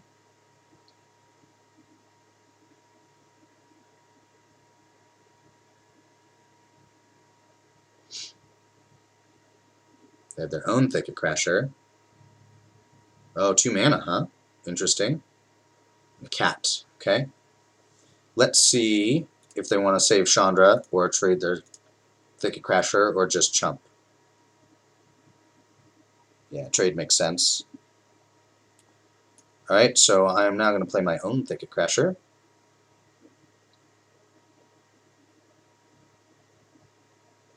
I'm going to have to get Chandra down, but I have Vorse Claw coming next turn, and it may have trample from the Thicket Crasher. We'll see what they do.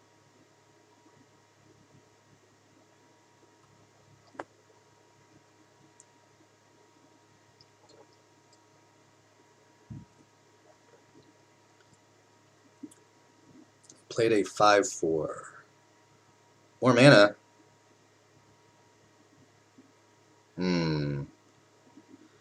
Digger can trade, which is not ideal. I think I want Vorseclaw to have trample. So I'm going to not send the Thicket Crasher.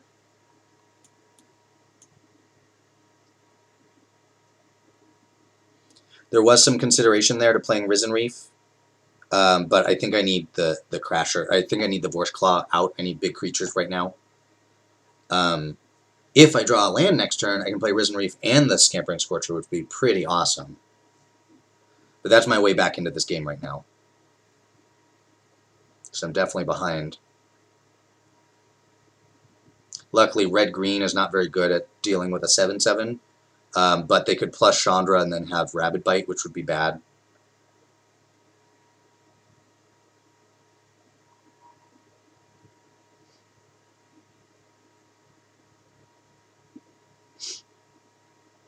Smuggler, okay. So they can make the Ember Cat unblockable and then plus Chandra to make it bigger.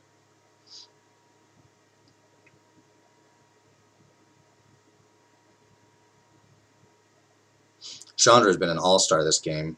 If I lose, it'll basically be just because of Chandra. They made the Leafkin Druid unblockable.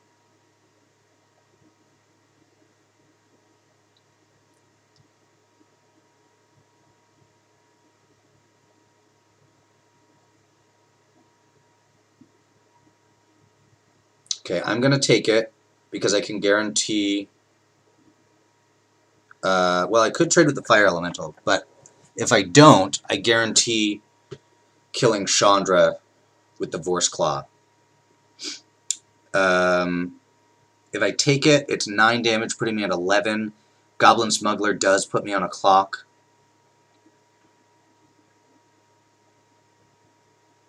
Interesting. I think I'm going to take it.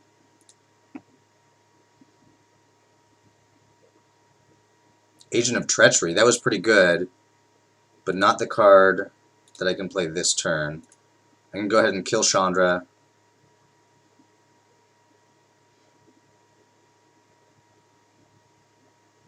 And then I'm going to play the Risen Reef, because as I mentioned, that's basically my out back in. I'm going to tap the red, since the only other red card in my deck costs 5. And then I'll have double blue up in case that's relevant. Alright, I found a land.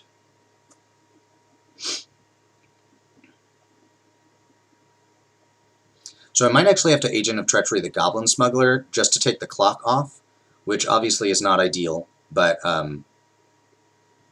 sometimes you gotta do what you gotta do. I don't want to trade the Risen Reef, so the Thicket Crasher's probably trading this turn.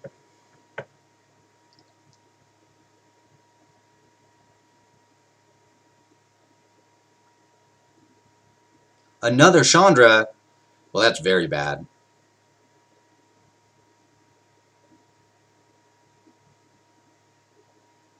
Yeah, I think I'm probably just dead now. I can steal Chandra, which is noteworthy, which can kill the Goblin Smuggler.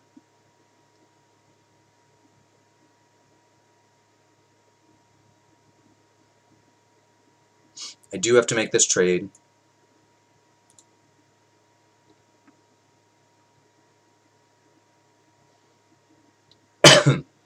So let's see. So if I go Agent of Treachery, steal Chandra, shoot Goblin Smuggler, I have 2 blockers. Yeah, that seems pretty good. I can start ticking up on Chandra. And the tick up is pretty good with the Scampering Scourger. Alright, we're still in this. 6 life is pretty low, but it's definitely not dead. Lands are not terrible draws because of the Destructive Digger.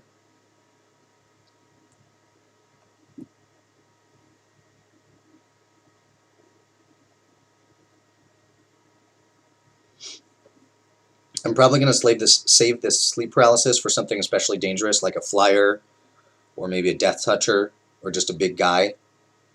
So I think my play next turn is going to be Scampering Scourger and then uptick Chandra. Send some of them.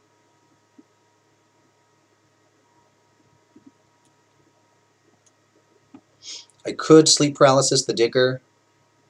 I don't think I want to do that.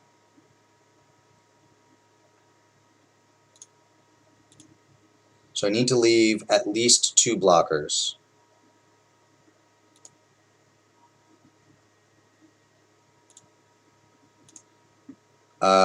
And I think it's actually going to be these 2 because they both kill something in combat. So we're going to attack like this. And all of these are pretty dangerous because of the Chandra. Nice. Alright, they took a bunch of damage. So is it worth the Sleep Paralysis? Interesting choice. So they're going to Digger at the end of their turn, which is going to leave them with 5 mana, 6 if it's an elemental. But if they tap their guys... No, I'm going to not. Because if they tap blockers to play a blocker, then I can Sleep Paralysis their blocker and I might just be able to kill them next turn.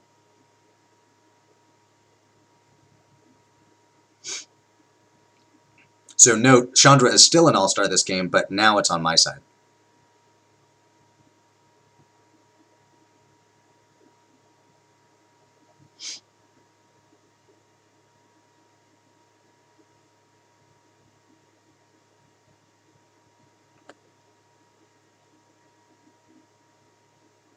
There's something just extra sweet about beating an opponent with their own Planeswalker. Which, note, hasn't happened yet, but, you know, if it does, it's because of their Planeswalker. It's funny how much better the uncommon Chandra is than the rare Chandra. Alright, Lavican Brawler. Well, I'm gonna plus Chandra again. And Lavican Brawler blocks the elementals, so I am actually gonna tap their guy. Can I afford to send Vorse Claw this turn? So they would have to block it. Let's say they block with Leafkin Druid. They could just take 9. They'd have 5 power left on the board with only 4 mana, and I would have 1 blocker. So a haste creature doesn't kill me. A shock doesn't kill me. I don't care if they deal with Chandra at that point because they're at 2 life. So yeah, I'm going to go ahead and send everybody except for the agent. If I sent the agent, they could put the Leafkin Druid in front of that and block the Vorse Claw with something else, and then I'm left with no blockers and they're in basically the same position. And I'll play a land. I don't think it'll matter. Alright, Moment Truth. They are dead to a Chandra downtick. Oh no! They had the perfect card! So that was something I really should have considered, that I died as Chandra's Outrage with that attack. So I should not have sent the Vorse Claw. I got too aggressive. Well, that was a pretty unsuccessful draft. What do you say we draft again?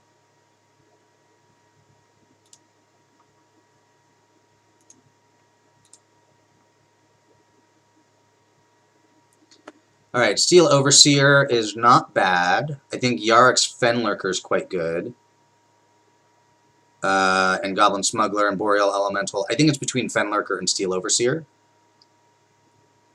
Yeah, let's play with the rare.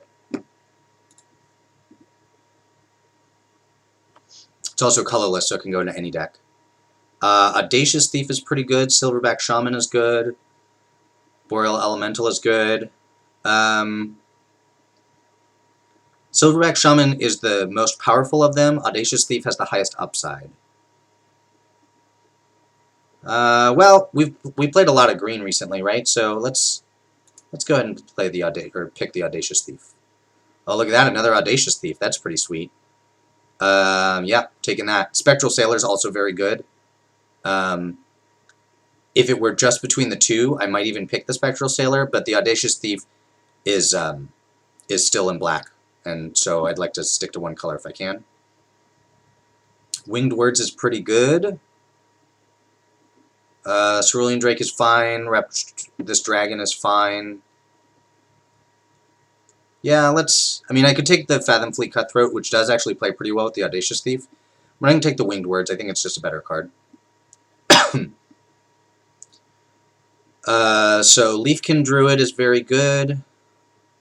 Evolving Wilds is fine. Bone Splinters is fine. Currently, I don't have the deck for Bone Splinters. Obviously, we're only 4 picks in, but you need some specific cards like Skeletons. So I think it's between Leafkin Druid, which is actually the best card, or Evolving Wilds. If I pick the Leafkin Druid, I'm way less likely to play, say, Winged Words.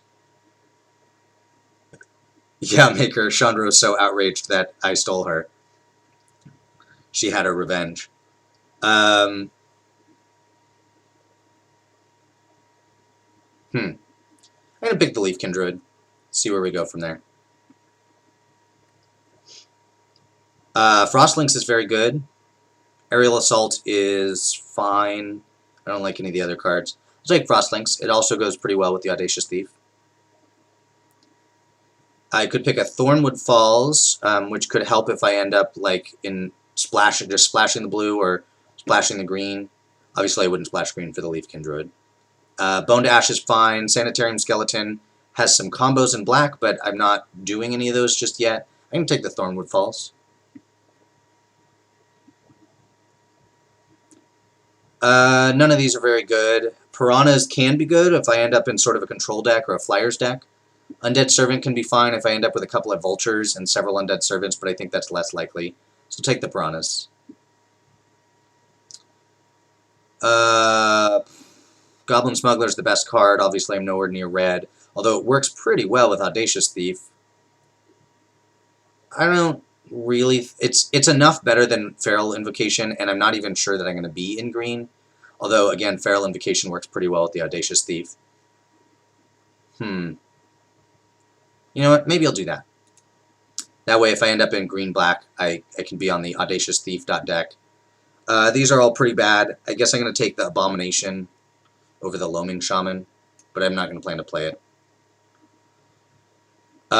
Growth Cycle works pretty well with Audacious Thief. Sanitarian Skeleton has some combos. I'll take that since it's got a higher upside. We'll take another Feral Invocation. I don't want to play any of these. I could play this, which works with the Thief, but it's really expensive, and the Charge is also pretty bad. I guess I'll take Charge. Play a not take the basic. Season of Growth. Season of Growth actually could get played in this deck. So far, we already have 2 cards that target. I'm going to take it. I'm not going to necessarily plan to play it, but I'll leave it in there. So, Disfigure is really good. Moldervine Reclamation can be very good, and I haven't gotten to play with it yet. It combos pretty well with Sanitarium Skeleton if you have things to do with it. I think I'm just going to take Disfigure, though. The early removal's good. It's great with the Thief. Yeah, I mean, it's just good. The Temple's nice, but I think Disfigure's too important to what this deck is doing, unless I end up not in black. What are the chances I end up not black? I mean, my black cards are... My 2 Audacious Thieves are already better than all my blue cards. So, I'm going to keep playing like I'm going to be a black, take this Disfigure. The Mask is pretty sweet. There's a 3rd Thief. Yeah, I think I'm just taking the 3rd Thief. I guess we're on the Audacious Thief deck. Try and steal some wins. Oh, look at that. Murder? What is this? 4th pick? 3rd pick?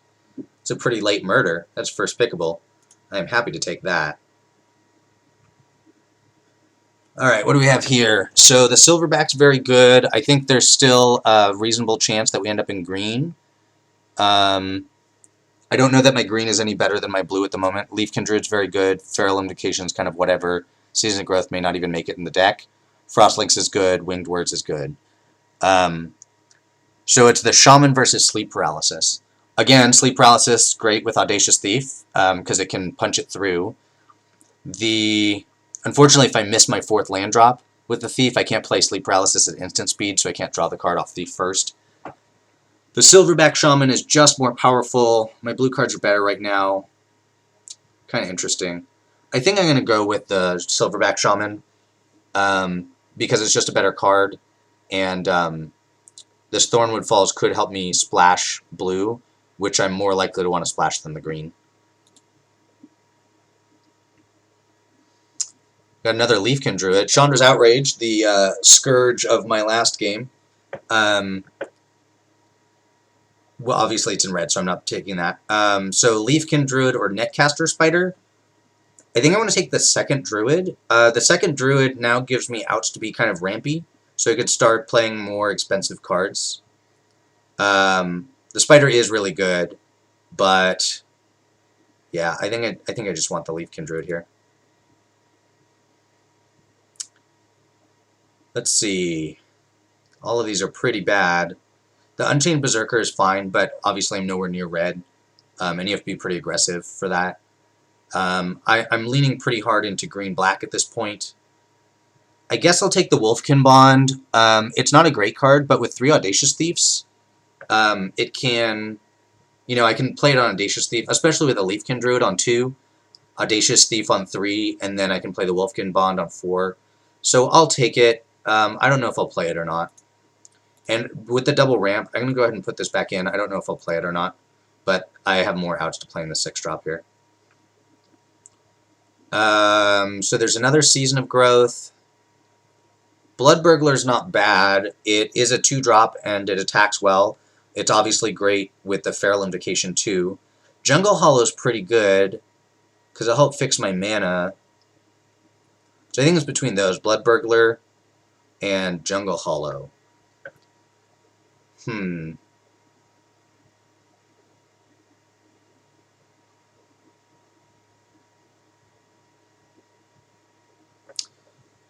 It's a tough pick. I think I can take the Jungle Hollow. I currently have... So, I'm probably not playing... I'm definitely not playing this Moat Piranhas. Let's pretend I'm not playing the Frostlinks or the Winged Works. There's still outs too. So I'm at 15 playables right now. I'll probably pick up another playable or 2 this pack. Which means that I need, what, 5 to 7 playables in the 3rd pack. So I'm going to go ahead and take the Jungle Hollow. None of these are super good playables. And picking up a land to fix my mana over a medium playable seems like a good option here when I have a lot of picks left. Well, now I'm regretting that decision because second Jungle Hollow makes me wish I had the Blood Burglar. But obviously I'm not picking anything else out of this pack, so Jungle Hollow it is. I'll take the Brightwood Tracker. It's fine in my deck. I do have the double Leafkin Druid. I don't really want to play the Servant. I have no Vultures. I still have no Servants, so I don't think that's very good. So I'm going to take the Tracker. Mammoth Spider. Mammoth Spider is a good one. I don't really want a second Skeleton. I don't even know if I'm going to play the first one at this point. And this is only good with tokens, of which I have 1 card at the moment that produces tokens. Mammoth Spider blocks flyers. It's big. It does basically what I want. I'm going to take that. So my choices here are between Season of Growth number 2, which doesn't seem very good, or Heartpiercer Bow out of the sideboard. I still only have 2 things that target. I don't think I'm playing a second Season of Growth. I'm probably not playing the first one. I'll take the Heartpiercer Bow for the sideboard. Veil of Summer for the sideboard, totally reasonable. Duress for the sideboard, probably not going to happen. Unholy Indenture for the sideboard, also probably not going to happen. Look at that. Season of Growth number 2. I'm not taking that. Oh man, Red Mythic. Well, clearly I can't take that. And Blood for Bones is really good, but I can't take it over Murder. Murder's just too good. So I don't really expect Blood for Bones to wheel. It'd be really sweet if it did. I'd also be happy with Mammoth Spider or Thicket Crasher. So, you know, there's some picks here that may come back to me. I'd definitely take Mind Rot for the sideboard, but I want it less than any of those other cards. But I am certainly happy with a Murder here. Alright, so Howling Giant is pretty good. It's a 7-drop, but I do have 2 Leafkin Druids. Blood-Soaked Altar is pretty cool with the Sanitarium Skeleton, but my deck's not really doing that much. I like Centaur Courser. I think I'm just going to take the powerful, expensive card. The 2 Leafkin Druids makes that pretty doable. If I didn't have those 2 Leafkin Druids, I'd probably lean towards the Centaur Courser. We might actually get something back out of this pack, though.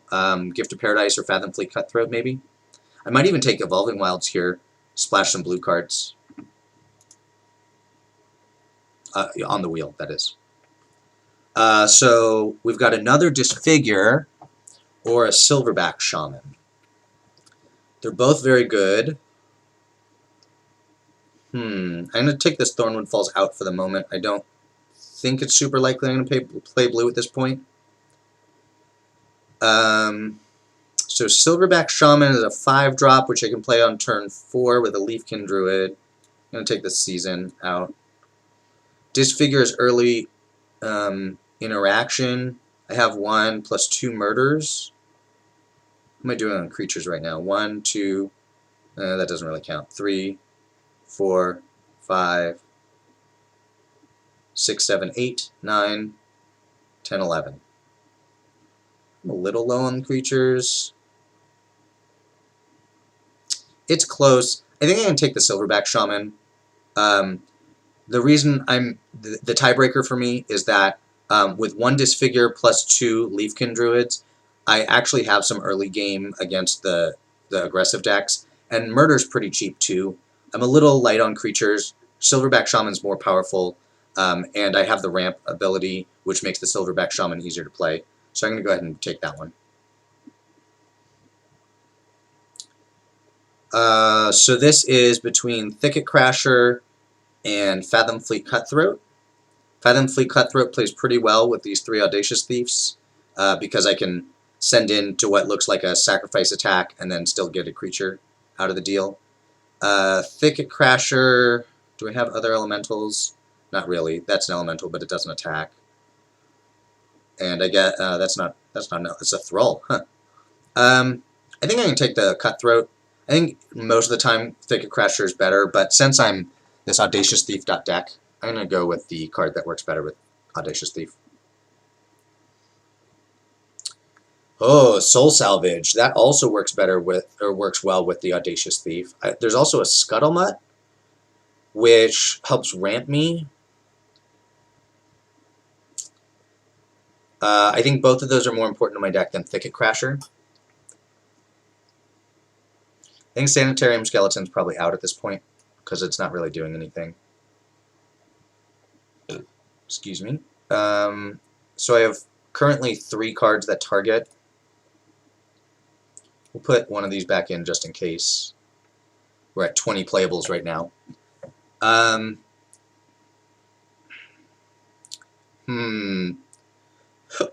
This is a tough call.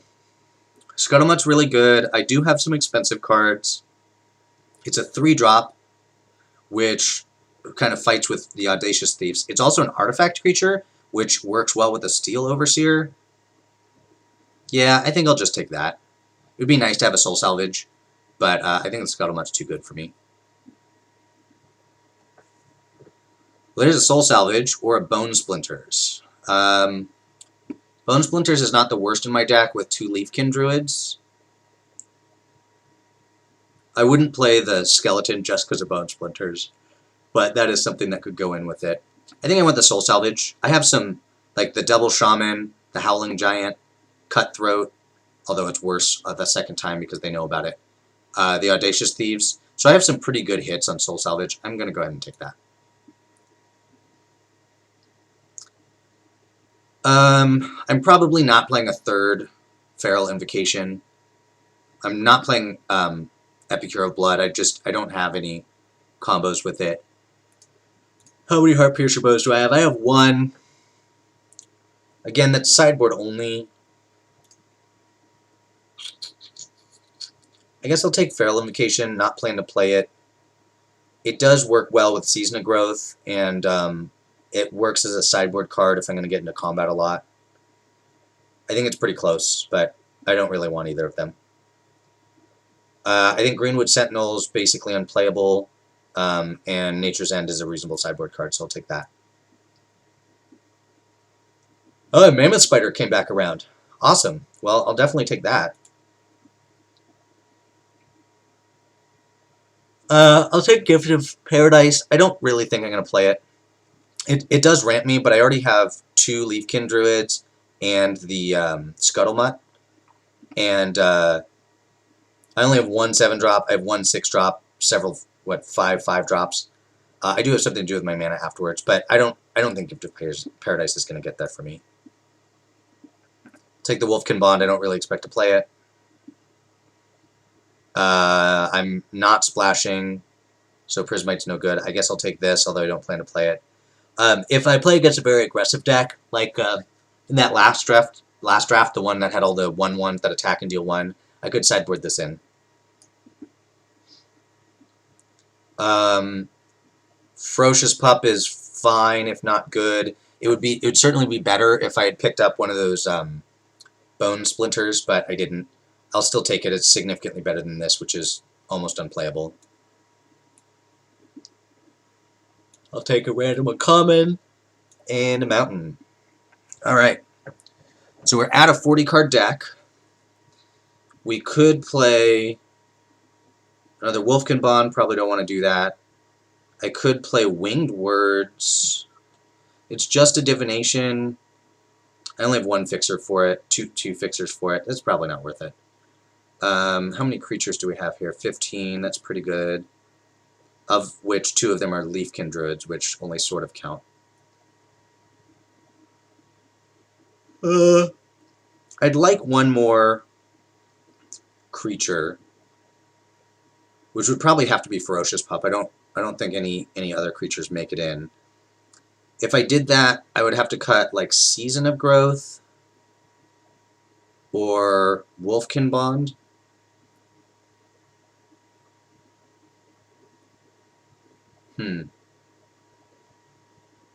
How good is Season of Growth? I have 3 things that target. I have no Ravenous Bites. I think I'm going to cut the Season of Growth. This is a 17-land deck, even though I have 3 mana accelerants, because I've got this guy, and then I have a 7-drop and several 5-drops. So then I think I'm going to play the Ferocious Pup just to play another creature. And then do I cut... So I have the option to cut Wolfkin Bond for a Feral Invocation.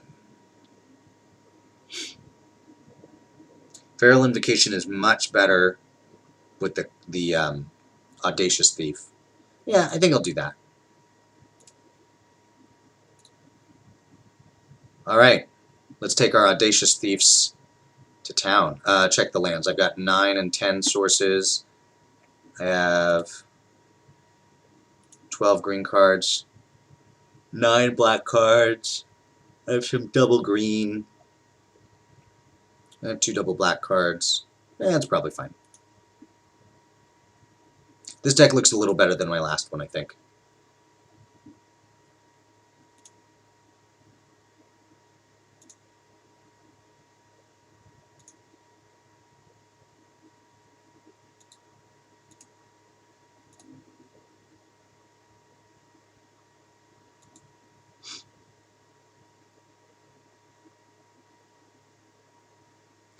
Maker. So it's not unused Mastery Orbs. It's trying to get me to buy the Mastery thing. The Vault I actually keep unopened so I can see how close I am to the next one. So because it doesn't show you otherwise. So I open it when I get to a second Vault. And yeah, the unopened packs I just got in that last one. If you want, maybe I'll open them after this. This seems fine. I have the right mana. I have a 2-drop that ramps me. I have a removal spell. I do need to draw a creature.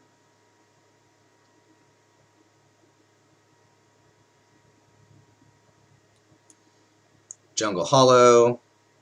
Start this game at 21 life. Should we click on my opponent's cat? Change its color, maybe? We can't, because it's their cat. So I'll play this Leafkin Druid. Audacious Thief was a really good draw. Hopefully they don't have shock for it. And if they don't, then it can attack in and then get a Feral Invocation, so that's pretty good.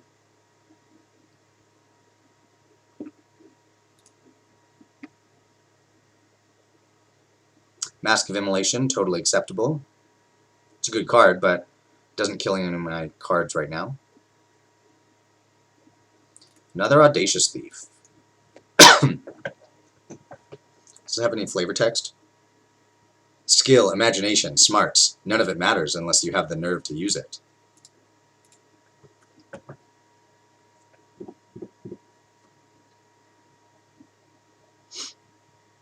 All right. Let's hope we can get this card draw engine started. Click the scorpion.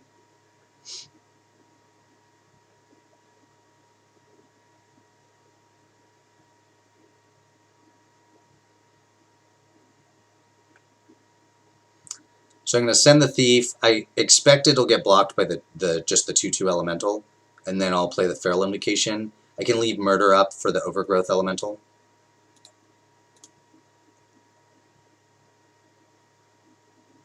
Go, go, gadget thief.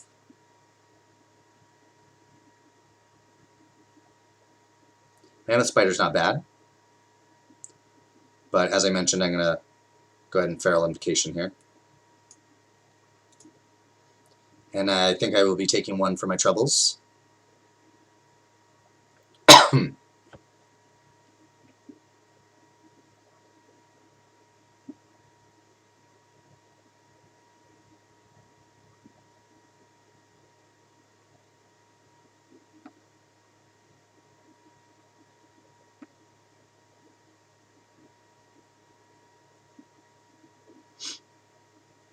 It'll be interesting to see if they attack or not.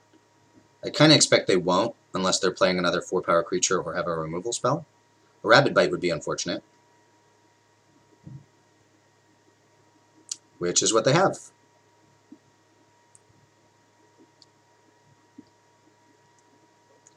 Alright, so I'm going to play the Mammoth Spider. Well, unless I draw another land, and then I'll play the Feral Abomination. Feral Abomination it is. Just beats down hard. Just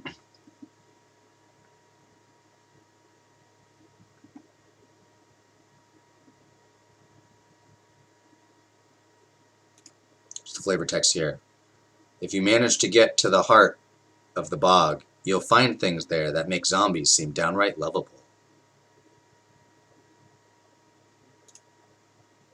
The Feral Abomination seems like it should be a horror, not a thrall. It doesn't really matter. But what's it a thrall of? Alright, so I'm going to send the Abomination, and if they block and play a combat trick, I have Murder up. It'll be a nice little 2-for-1. Alright, they're taking 5, works for me. So I could play the Mammoth Spider or the Thief. Can I play both? 5, 6, 7? No, I'm 1 short. I'm just going to play the more expensive card. It also gets to attack past this Overgrowth Elemental. My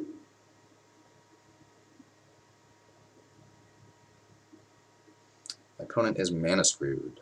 Alright, I will send in the clowns. I think a thrall is like a servant, like a servant creature, which is why it's weird to have this like 5/5 Death Toucher be a thrall.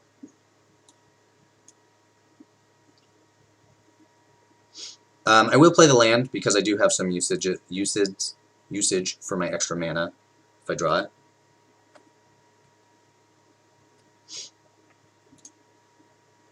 Alright, if they're playing nothing, I'm going to go ahead and murder this and try to swing for lethal. And that'll do it. It's easy to beat your opponent when they don't play any cards. Alright, so what were they? They were green and red, I guess. So this Veil of Summer is not good. Is Nature's End any good? They have the mask. That's the only thing I saw, so probably not. Yeah, deck's perfect. Keep it as is. Yeah, I can look up the definition of a thrall for you, Maker.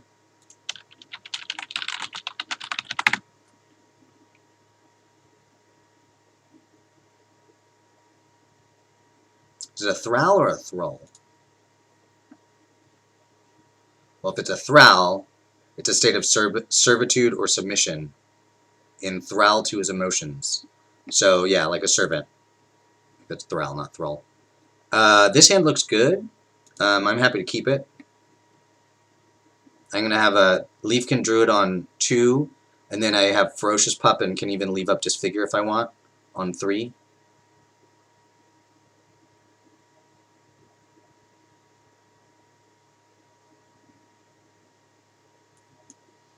Or I can play Brightwood Tracker on 3, that's probably better.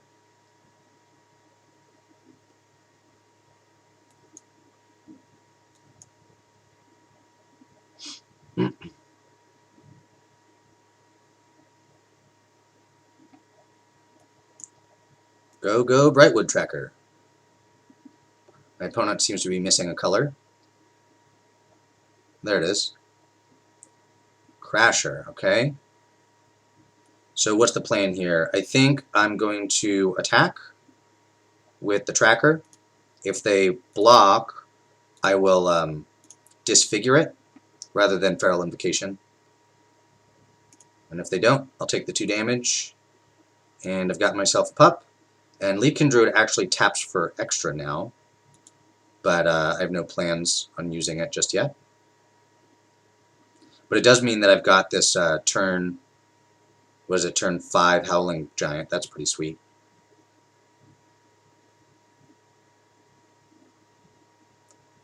Thralls are creatures animated from dead flesh, usually with black mana. So it's a Thrall, not a Thrall. Okay, good to know. I guess that could be a Thrall then. I mean a Thrall. Making that a 5/4 is a little bit of a bummer, because now the Howling Giant just trades with it, but that's alright. No blocks. I'm going to go ahead and disfigure this Overgrowth Elemental.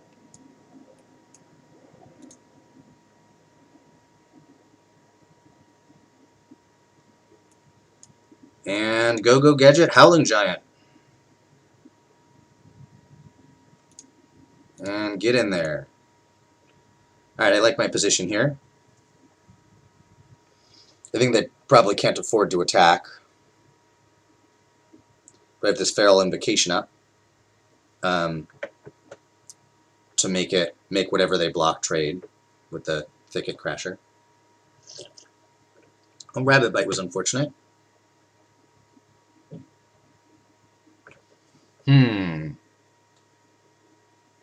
Do I want to 2-for-1 myself? I have 7 mana. Yeah, I'll do it. Part of my reason for doing this is that if they block with the tracker, which is clearly the best block, then I just get it. If they block the wolf, 6. I do open myself to getting blown out a little bit by shock here, which would be unfortunate.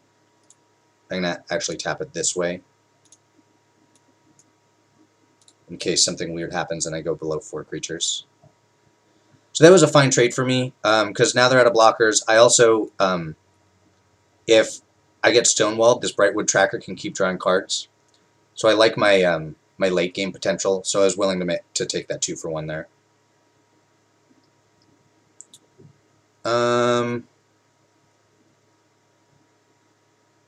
That's kind of unfortunate.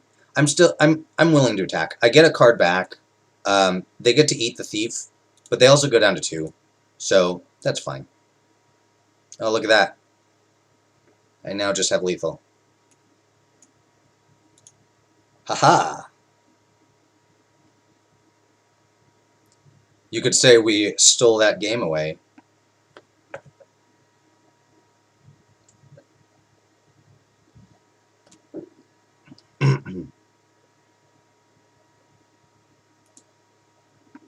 Alright, so let's see. Is that it must be a Thrall. Here, so Mastery, as I mentioned, they just want me to buy it, so I don't actually have, I don't think I have any orbs. Oh, I do have an orb. Well, we'll figure that out later. And I'll open these packs just for you, Maker. Just for you. Our rare is Golos.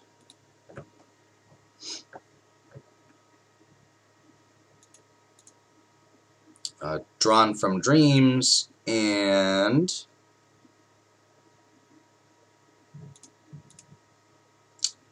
Thunderkin, Awakener.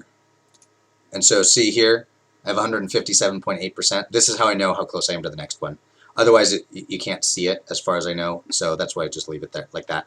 And I don't need the wild cards at the moment. I have enough to build something. Golos is playable and Magic Arena EDH? Sure, yeah. Super playable.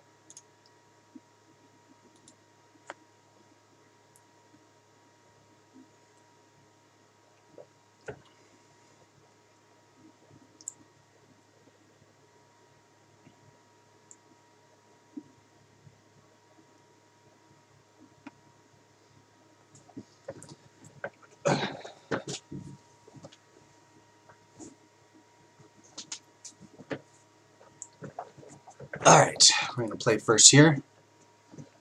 5 lands. Nothing to do till turn 5. This is probably not good enough. I'm going to mulligan. 6 lands. Well, it got worse. Do I want to go down to 5 cards, though? They just went down to 6. If I draw a bunch of lands, I just lose. I guess I'll keep it.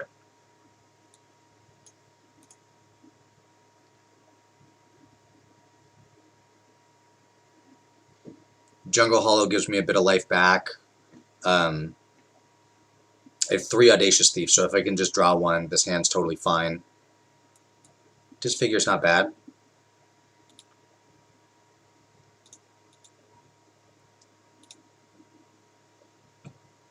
Let's see, my deck master is telling me my chances to draw Audacious Thief are 9%. It is not very good.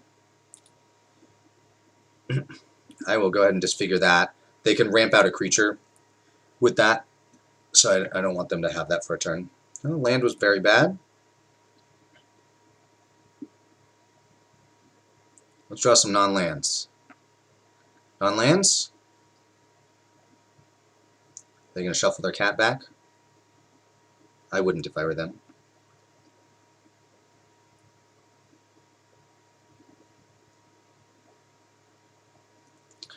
I suppose I probably should have gone to 5. But that's alright. Non-land. Shoot. Well, this game might be over. I do have some expensive cards that can do some stuff. But I can't just sit here doing nothing for much longer.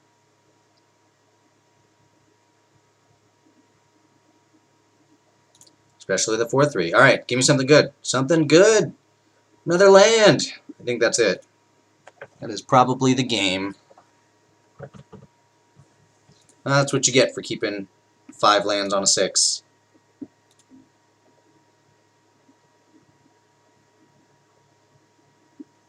Something!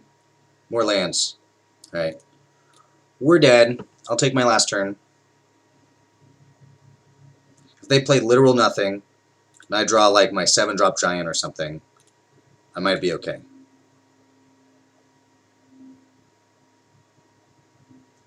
Huh! Oh, the Gorilla's not bad.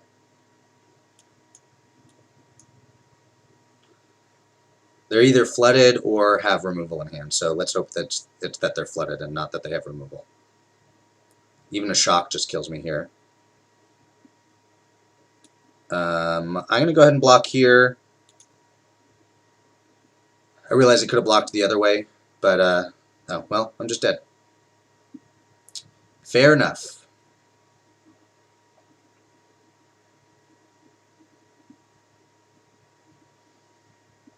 Alright, so they were green and red. Again, green, red. I didn't see anything that any of my sideboard cards are good against, so we'll run it back. It's perfect. I'll just make sure not to draw so many lands this time. Hold on, let me configure the shuffler to do that. Alright, we're good. No more mana flooding. Ugh. If I draw 1 forest, this hand is good, but I can't risk it. Alright, this hand's good. I think I'm actually putting a land on the bottom here because well, I could put the Feral Abomination. I'll put the Feral Abomination on the bottom.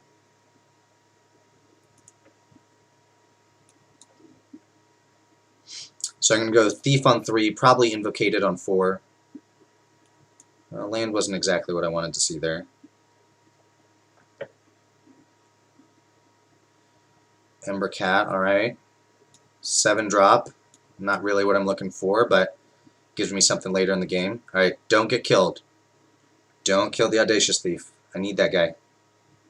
I don't really want to see a Thicket Crasher either. Bummer. Well, I just have to attack into that, I guess.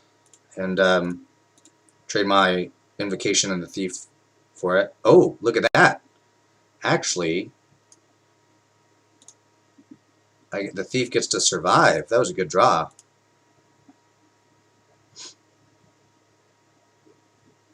And they don't have a creature big enough to bite the Audacious Thief either. Now, they could play another blocker, one big enough that it either straight trades or double blocks with the Chandra's Ember Cat, and I only get the one creature. But it means I get another card out of the deal, which means that the Audacious Thief was still a good deal.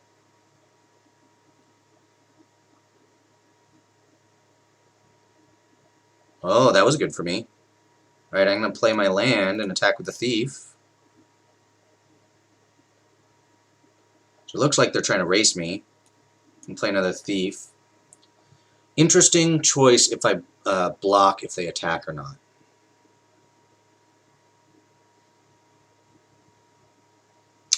I think I will, because the Giant gets me somewhere. If they have a combat trick, I want to see it now.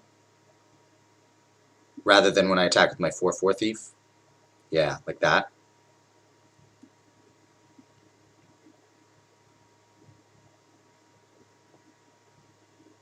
Oh, and they had the Rapid Bite. Well, I drew a card to play, so that's good. I still got a lot of value out of that Thief. And I've got the Howling Giant next turn. So I'm actually in reasonable shape. Their hand is all gas because they've been missing their land drops. So if they have another combat trick, yeah, I still want to see it now.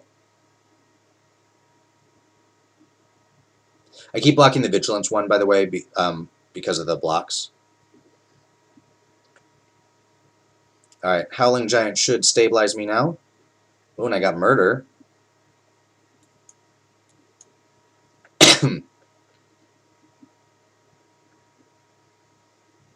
So now, the next time I attack, if they block the Giant and combat trick, I've got Murder up. Or if they double block the Giant. I'm going to send everybody because I got this Cutthroat. And I do have enough mana to play that and Murder.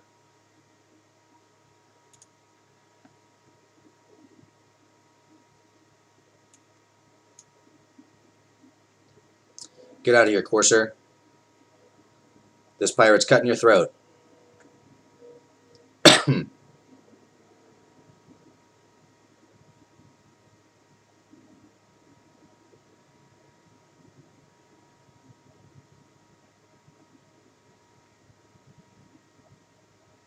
They found that 5th land. Let's see what they've got. I'm probably going to murder it if it's good.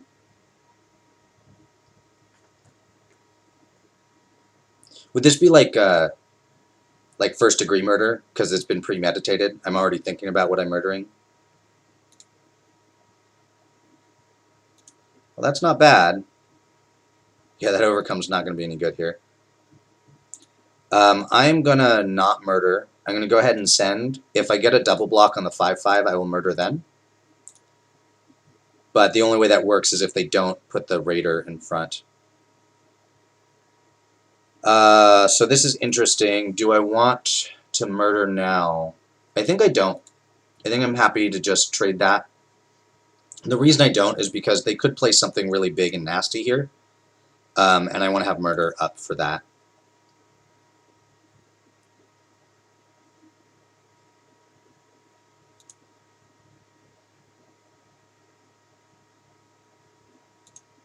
I'm going to go ahead and trade the Wolf here because it means they can't double block unless they play another guy, and then I can murder the guy.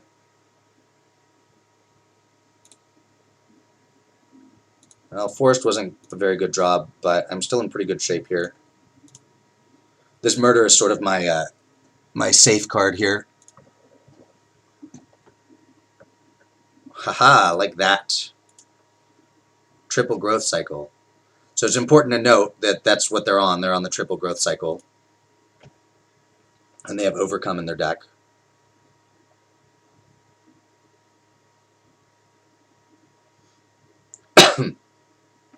Alright, we got there.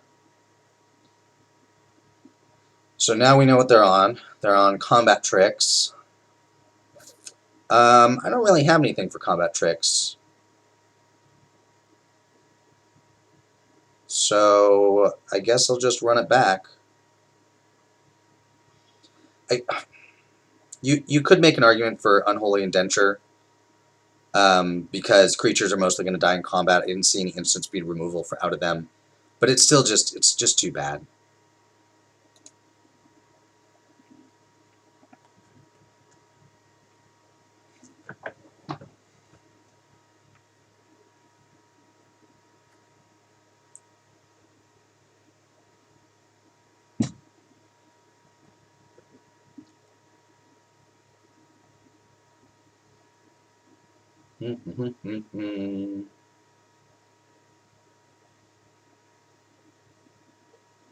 This seems pretty good. Steel Overseer on 2, Audacious Thief on 3, Feral Invocation on the Thief on 4.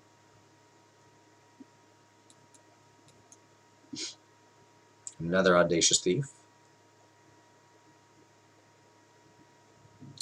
Goblin Bird Grabber, the third Audacious Thief. We've got them all. See if they can help us steal this game.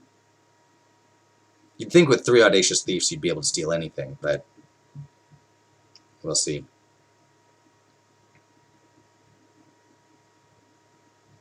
Ferocious Pup. Steel Overseer is almost big enough to block all the things. Let's play this Thief. Pass. So because I have the 3 Audacious Thieves and Soul Salvage, I may actually trade here with the Bird Grabber so that it can't get flying later. It's an interesting choice.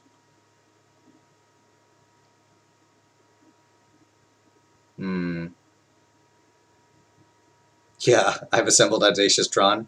Yes, I have, Maker. Now I'll just take it. I want to attack with the Thief.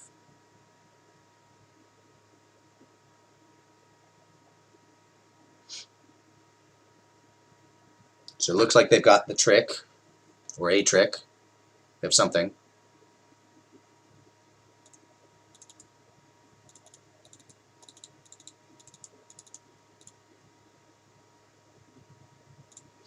They're thinking real hard about if they want to use something. Apparently they do not.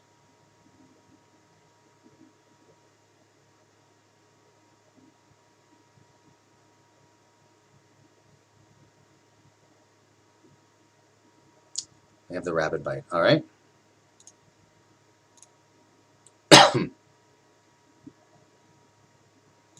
So of note, they almost certainly have an instant in hand unless they were just holding full control. So I'm not going to block with the Steel Overseer this turn. Instead, I'm going to block with the Thief and make him use one of those tricks. You know what? No, I'm not. Because I'm going to attack with the Thief again. Or plan to again.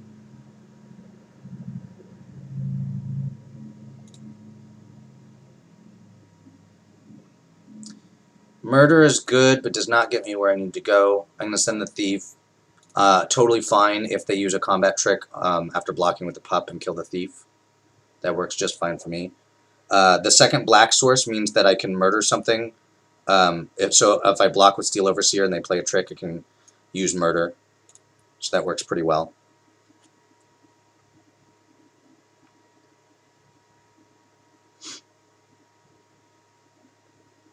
Also, if they have 2 of them, they might play 2 on the same creature that goes unblocked to try and kill me.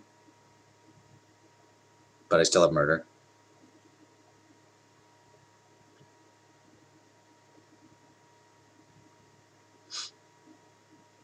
If I survive this turn, I like my chances.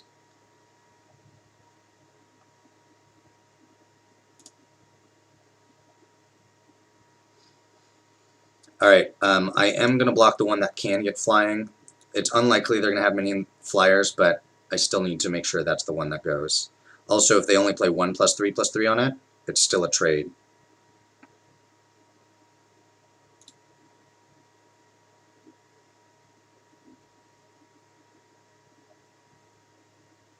Yeah, I'm going to go for it. They might be able to get me with another growth cycle on the wolf, but it's only +5/+5, which means I take 7 and I'm not dead yet. It does mean my thief doesn't attack very well anymore. But I have a Steel Overseer for another blocker, or for blocking again next turn. So clearly they have another instant in hand.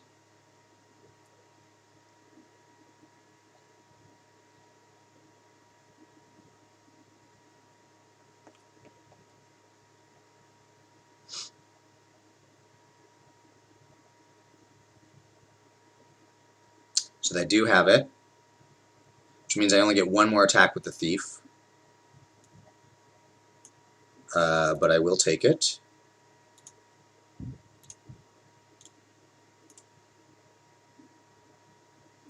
Scuttlemutt. Seems fine. I can play that plus another thief, which clearly can't block, but I mean can't attack, will only be able to block. That's okay. It also means I'm not dead to overcome. Scuttlemutt, by the way, gets bigger with Steel Overseer, which is pretty sweet.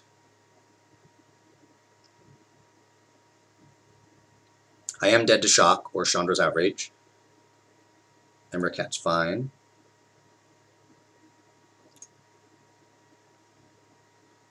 No attacks, and Steel Overseer. There we go. Gain a life, I'll take that. That draws me another card effectively.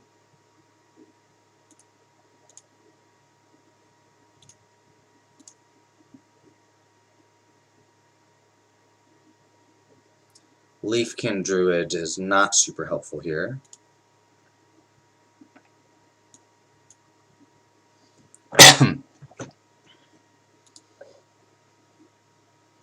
So I have to keep Overcome in mind and Third Growth Spiral, or whatever it's called. Vorse Claw, okay. That's a bit of a bummer.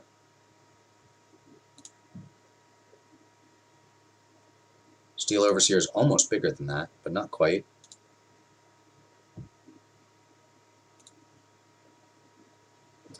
Feral Invocation.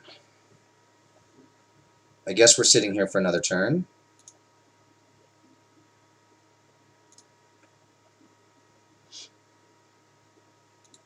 So Overcome's a bit worse for me now. I'm not sure if it's lethal or not. Let's see. I can block the pup with the Leafkin Druid for free.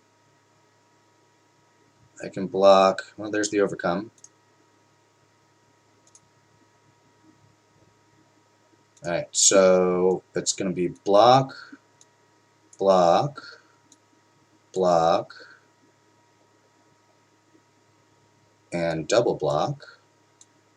So the thieves aren't very good for me now. And then Steel Overseer makes Scuttlebutt bigger. And then double Feral Invocation on the Steel Overseer kills the Vorse Claw without killing the Overseer.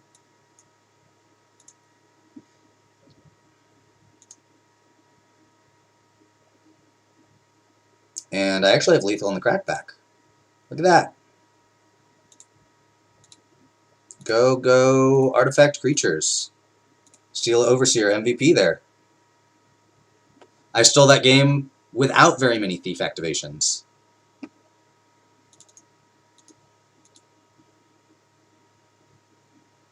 Of note, that was green and red again. Just pointing that out.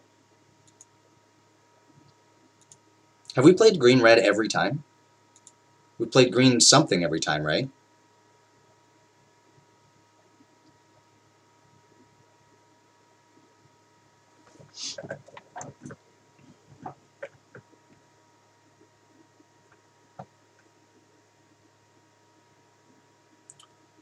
This seems good. I've got my 2-drop Leafkin. I've got a Disfigure to hold up. And I've got a 6-drop, which, you know, is not the greatest, but Leafkin gets me there a little faster. Oh, I'm going to play Steel Overseer first. So we might be against blue-white flyers, which may be a little rough for me. But I do have, I think, 2 Mammoth Spiders and the Howling Giant. Yeah, I have 2 Mammoth Spiders. This Disfigure will buy me some time, too. Murder's good. And I just kill it right now, so they can't have a counter up or anything like that. It's very important against white that the Steel Overseer doesn't tap till their end step, because there's the Destroy Target Tapped Creature sorcery, and then gain life equal to number of flyers. So I want to make sure Steel Overseer is not tapped when they have the ability to play a sorcery. That was definitely a good card there. Just going to keep sitting here. Of note, blue has Unsummon, which means Steel Overseer can just get unsummoned and lose all its counters. So I don't necessarily want to make it as big as I might otherwise.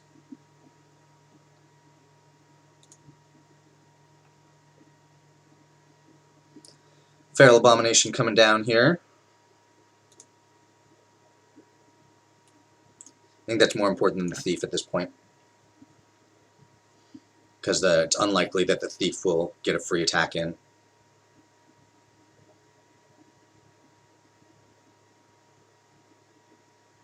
Yeah, you're right. That what's it called? Drawn from Dreams is fixed dig through time. Still super good in limited. Alright, so Air Elemental's bad. I'm probably going to have to murder that. I could have 8 mana, which is Silverback Shaman plus murder. So I'm going to play the Shaman. Oh, it doesn't work that way,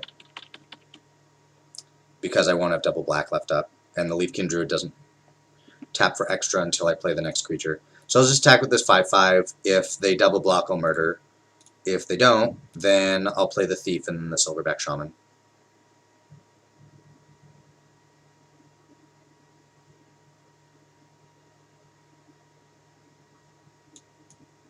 Well, I will happily murder here. Man, I hope nobody takes the sound from this this stream and takes it out of context, because I'm saying the word murder a lot. Alright, well that was not too bad. They also could have unsummoned their Elemental and played it again. That might have even been better. But this is fine.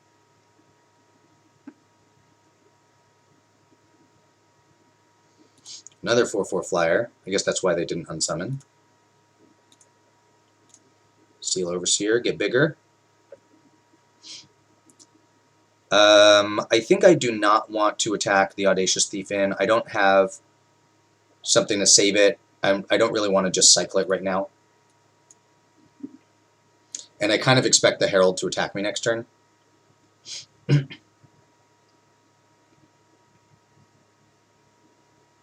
I could have gone for the bluff attack, but it doesn't really look like a bluff, because people will attack their Audacious Thieves into certain death anyways, just to get the card. So it's not a very good bluff.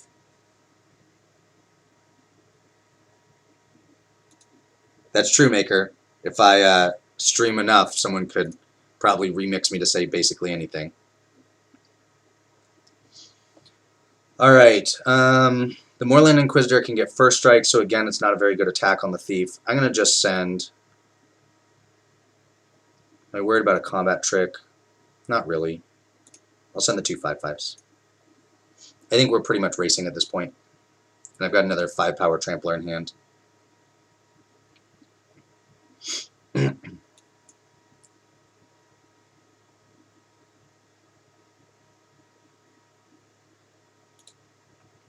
You can keep this Forest in hand.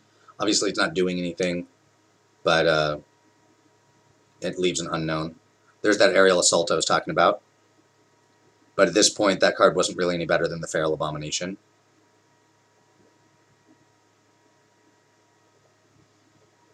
So I am going to attack with the Thief this time because it means that it doesn't get blocked.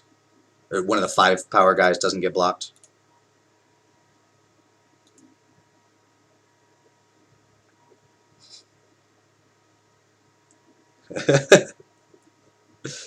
Oh, murder. That was a good draw.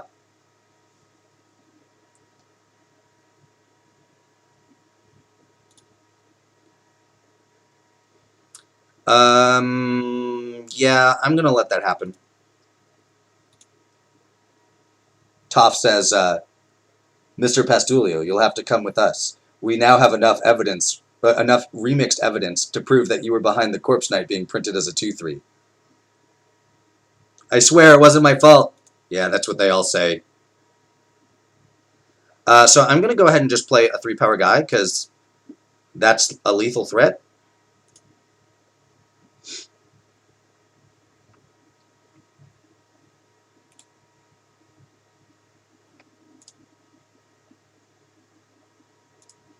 And we did it.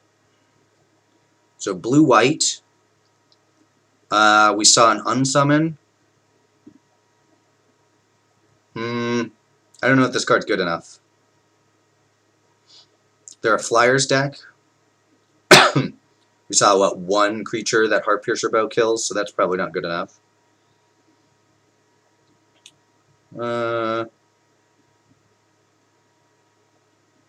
Against Flyers, these Feral Invocations get a little bit worse. But, I mean, really the only thing I could put in instead is Veil of Summer. I guess.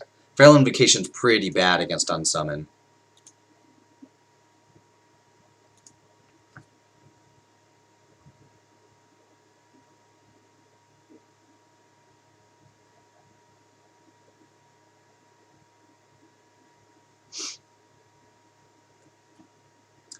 Turn 2 Steel Overseer, plus turn 3 Scuttlemutt. That seems pretty good.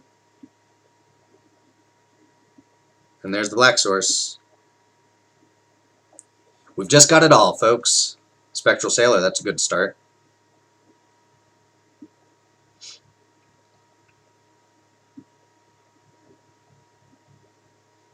Ooh, that's interesting. I could play the Leafkin Druid, but I think I want the Steel Overseer.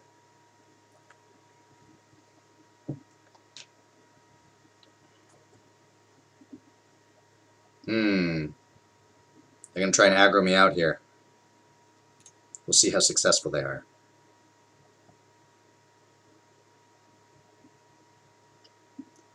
Alright, so we're playing Scuttlemutt. I think I can get Howling Giant down on turn 5. The Leafkin Druid next turn.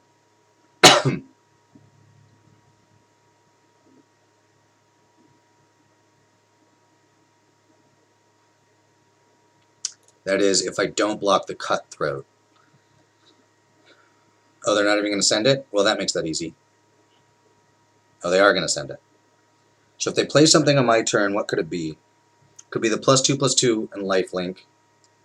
That would be a bummer, but it's not a great card, so they may not have it. If it's unsummon, they can unsummon like their own Spectral Sailor, make Scuttlemutt trade with the Cutthroat. Which means I can't play the Howling Giant as early. Yeah, I think I just need to block. And just hope they don't have it. They would need 3 instants to make it too big, so that's unlikely.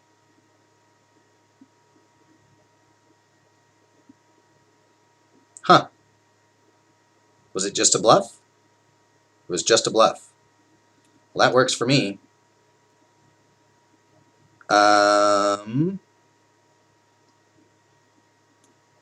I think I'm going to go ahead and play the Audacious Thief, tapping the Scuttlemutt. It does mean that the Scuttlemutt could get killed by the tap a creature, or kill a tapped creature card. But if it doesn't, Leafkin Druid taps for 2, which means even without drawing the land, Howling Giant's guaranteed next turn.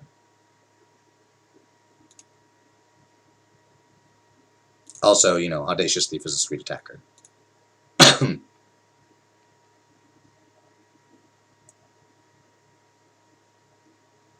Oh, there's the Aerial Assault. Alright, well, let's hope I draw land. Winged Word, that was a good draw, too.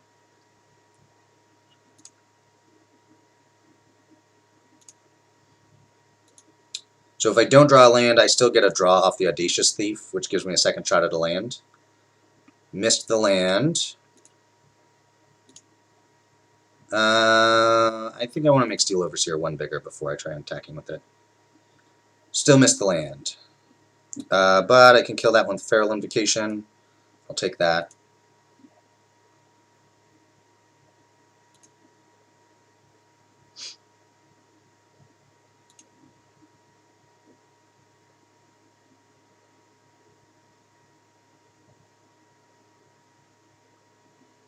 Anticipate, that seems alright. I've got this Veil of Summer to protect me from like an unsummon or something.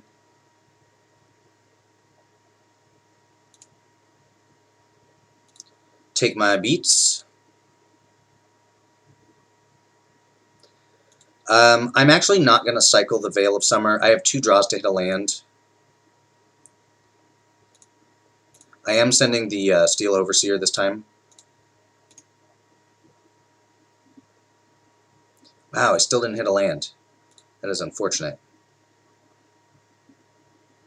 So I have, if I play a creature, then the Leafkin Druid taps for 2, so I have 6. So I could play Pup and Thief. That leaves Overseer open to be unsummoned or something. Oh, that's alright.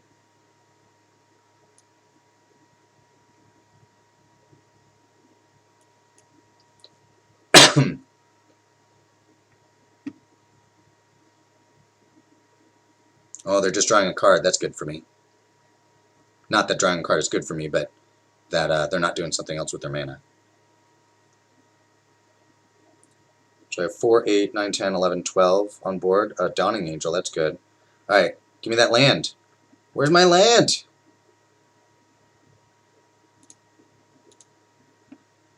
Well, I have 2 more draws at a land. Surely I'll hit one, right? There it is.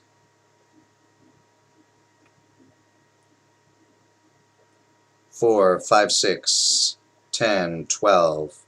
2 more damage does not make that lethal. And I don't think there's any 2 mana counter spells that can counter a creature, so I think this one just resolves.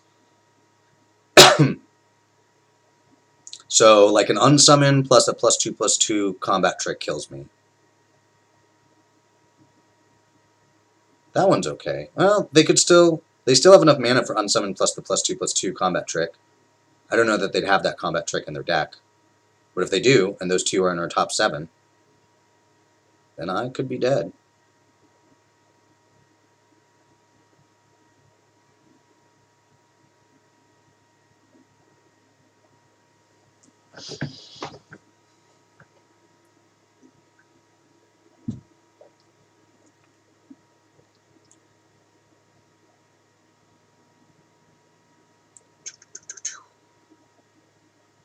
Just playing a creature, alright. Alright, we got there. This one's clearly going much better than the last one. 3-0 so far. And of note, that was the first time we haven't played against green, or green-red even, I think. We might have played against green-black once. Let's keep this train rolling. Try and keep stealing those games with those audacious thieves.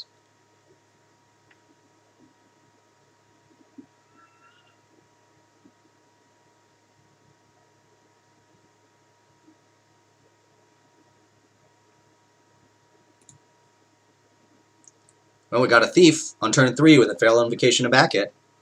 Seems like one of my game plans.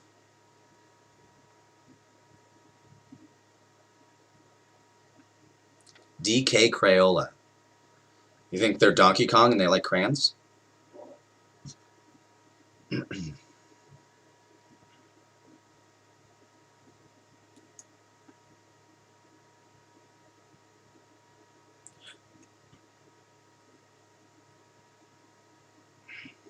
Well, that's a bad card. So I'm happy to see my opponent play that. Maker, no, I haven't decided on a Magic standard deck yet. I was playing Vampires a bit. I don't really like it. It's good. I just don't really like it. Um, so I'll have to look and see what did well this weekend at whatever GP or whatever was going on, and see if any of those decks look interesting. The blue-green flash deck looks interesting, but it just gets so hosed by Teferi, and I don't know that I want to play a deck that gets that hosed by a single card. Alright, my opponent just scooped. I have to assume that they had no land and they figured they just couldn't beat a thief. So, green-black. I could play this Veil of Summer. I have to assume that there's black removal. What would I cut for it?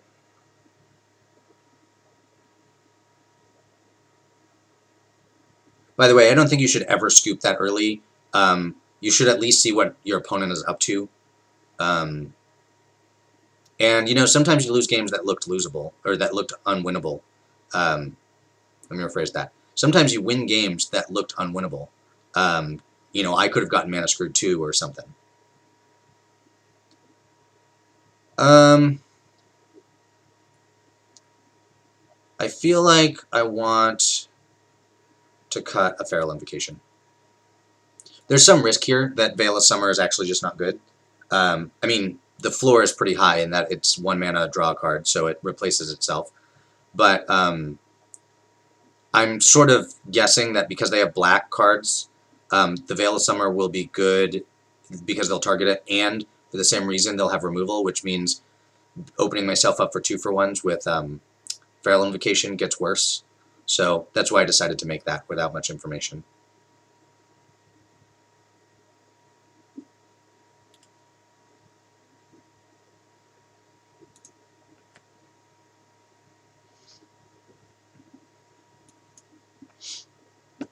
Alright, we've got our turn 3 Thief, our favorite play.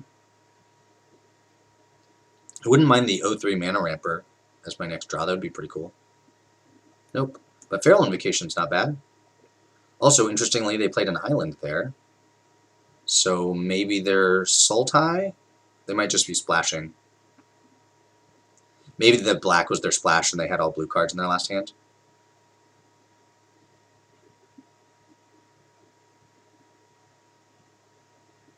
Warden of Evo's Isle. I think I want to play the Thief. I realized that I could get punished. They could play an earlier flyer because of the Warden. But I need to get on the board, otherwise murdering isn't really doing anything.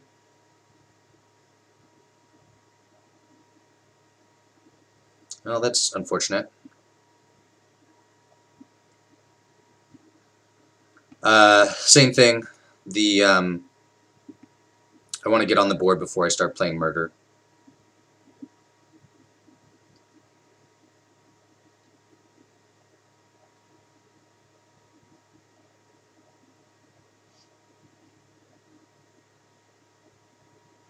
Octoprophet. Well, luckily I didn't get punished by the Warden, so that's something.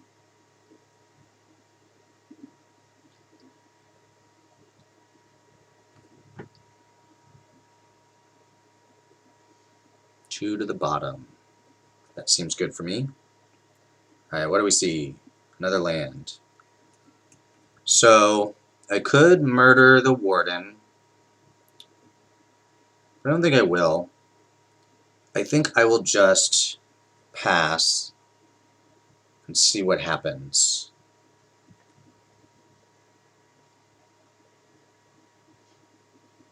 They might just play a bigger flyer than the Warden, and the mana discount isn't as big a deal anymore. So I am going to block the Cutthroat, and if they try something, I have Veil of Summer or Feral Invocation.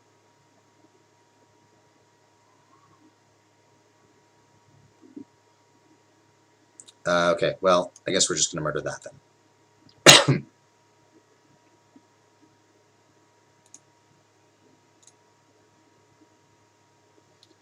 Alright, so we're not doing well in life. I think I have to take some risks here, so... Well, do I? So I'm playing Feral Abomination. The question is, do I attack for 2? I feel like I have to find an answer to the Warden. I'm not winning the race. So I'm going to go ahead and not attack for 2 in case they find a removal spell. And then I can still block the Octoprophet. So if they find a removal spell, then the Octoprophet just kills me. Golos. They can find another color land.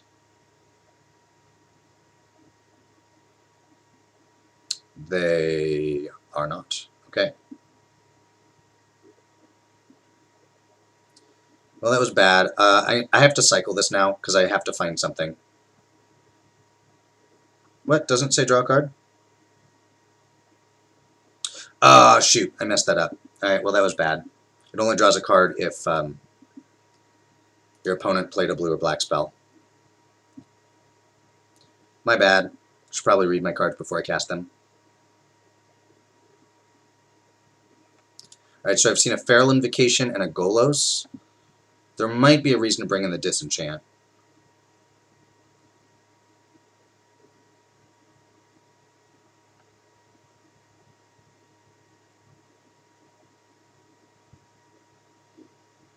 Hydra's kind of a bummer.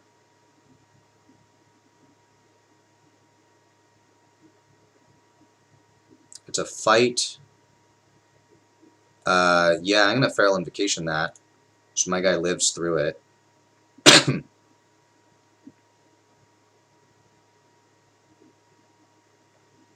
not sure. It's not double X, right? I don't know why they didn't just pay 1 more. It wouldn't have made a difference there, but... Alright, well, I gotta find a removal spell or a spider or a flyer on my next turn or I'm dead. And if they play anything, I might just be dead anyway. Alright, so I need to Brightwood Tracker and find a spider, and then I need to find something. Well, step 1 complete. Find something. Step 2 failed. Alright, so I'm gonna give them the opportunity to not attack in hopes that they're worried about another murder or something. They were not. Alright, they got me. Alright, so they're blue-black. So the Veil of Summer is still probably playable. Natural End, I saw 2 hits. I could bring it in. What would I cut for it? I don't really see anything I'd want to cut for it.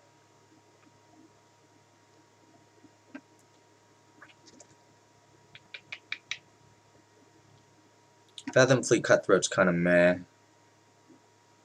Ferocious Pup's not very good. We'll cut that.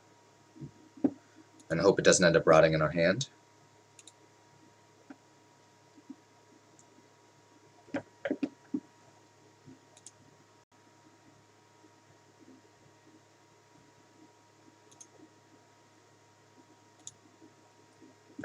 Alright, give me a hand. Oh, this is good.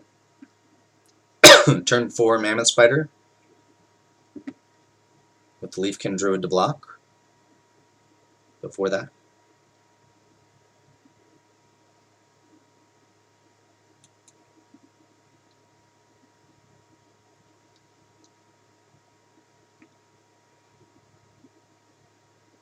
Healer. That's a card I'm happy to see out of the opponent. Another spider, not bad.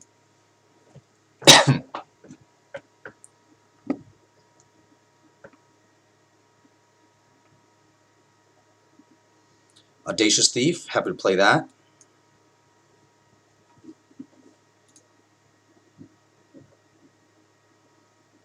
Let's see if I can get a real attack in, or if it'll have to sit.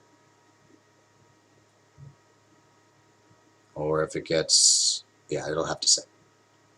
That was actually not bad. Forcing the Voracious Hydra down as a 2/3 is pretty good. Yeah, no, I'm actually going to attack because of that Feral Invocation. I'd rather do that than play the spider.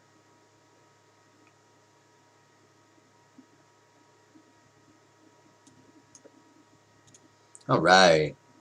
See if we can steal this game away.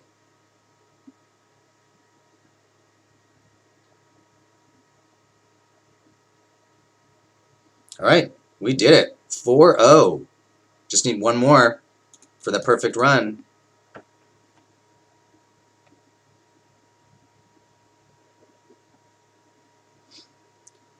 You think we can do it, everybody?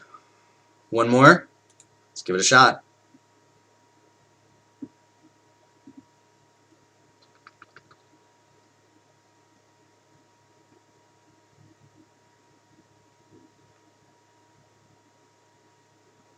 Can we ride Audacious Thief to victory?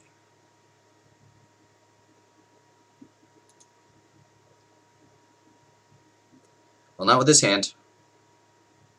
Oh, this is not bad. I think I'm putting Feral Invocation on the bottom here. I do have a use for my extra lands, and I don't have any targets on Feral Invocation right now. Plus, there's 3 of them in the deck.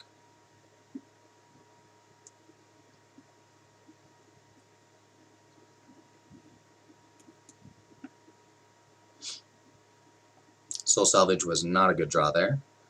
Neither was the Shaman. Hopefully we draw something to do. I'd take the 0-3 that taps for mana. That would be nice. Ferocious Pup's not the worst. It's not great, though.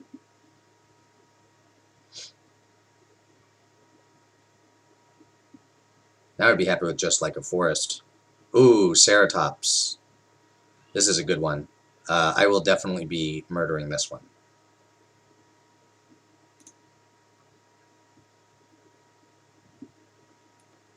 We drew a land. Unfortunately, it was not a green land. So no guarantees that we can play the Shaman next turn.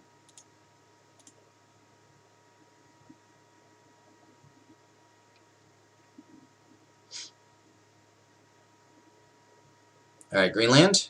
Well, 5-drop that I can play. That's not bad. Got a Bone to Ash? They do. Well, I think I'd rather have that counter than the Shaman. Do you still need to draw a green source, though? How do you murder a dinosaur? The same way you murder anything, I suppose. You kill it dead.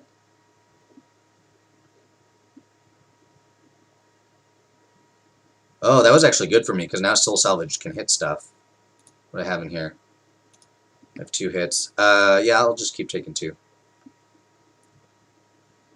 Alright, so Scuttlemutt does get me the mana that I need. I'm going to go ahead and play that. I'm not under a lot of pressure here.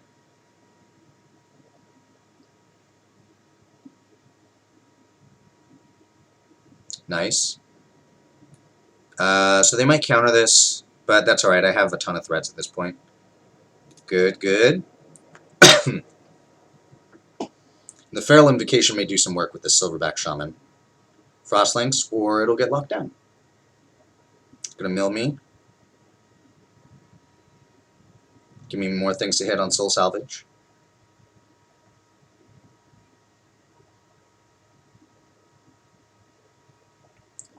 Yeah, I'll just take it. The reason I haven't traded off this pop yet is I have better things to hit on Soul Salvage, and there's it's only preventing 2 damage. There's a reasonable chance that it could prevent more damage later in the game.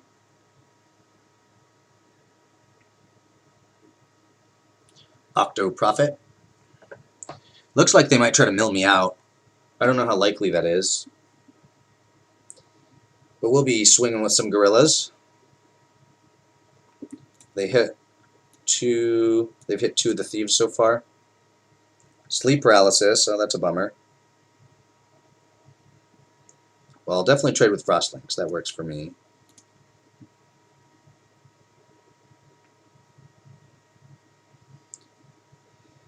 We found the 3rd thief. What do we have? 6 mana. If I play the Leafkin Druid... So I'm definitely playing Leafkin Druid because it blocks. I'm going to attack with the gorilla. If they double block, I think I'm just going to kill the Prophet. They may just not block because they're winning the race right now. Yeah. So I'm going to play this.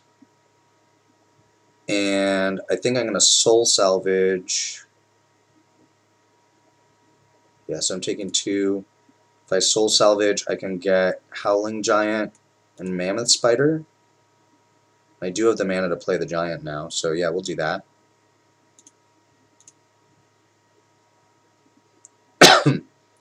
So I think I will be blocking with the pup this turn. Well, and that's the reason to get the Spider.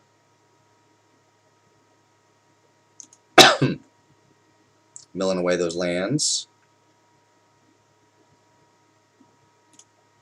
It's important to note that the pup dying still leaves me with 4 creatures, because clearly I need the extra creatures here. It also means that I need to play the Howling Giant before I attack. The Steel Overseer is good, but I need to play the Reach creature with the extra blockers right now. And I will happily trade the Shaman for the Boreal Elemental if they want to double block.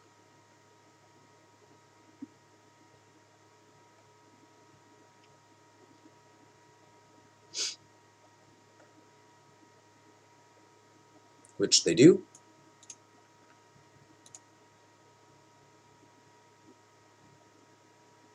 A land would be pretty good. Nice. So I don't really plan on blocking with Scuttlemutt, so I'll go ahead and play the Steel Overseer now.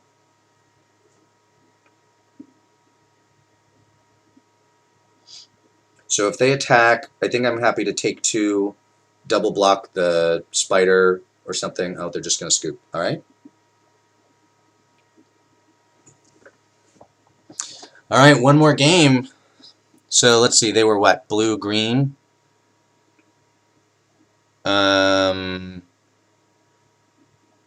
Veil of Summer. Spells you control can't be countered. You and permanents you control gain hexproof. So it doesn't drop off a sleep paralysis. It can counter one, but it can't drop one off. It's probably still good enough, especially because of sleep paralysis making Feral Invocation worse. And, you know, it can hexproof from, like, the Frostlinks or something like that, too.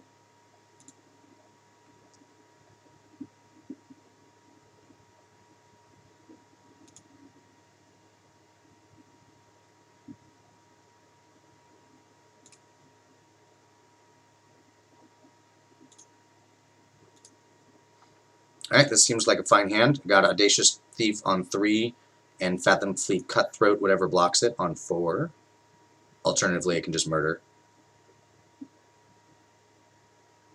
Ooh, we even found a 2-drop in Steel Overseer. Nice.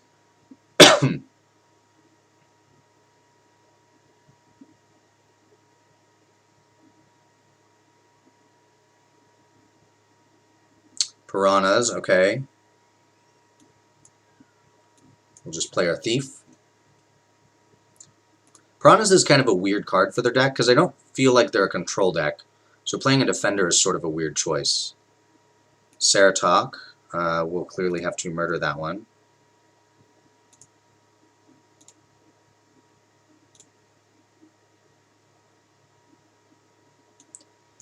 Yeah, I think I'm just going to murder it now, so it doesn't get out of hand. I'm not under too much pressure yet.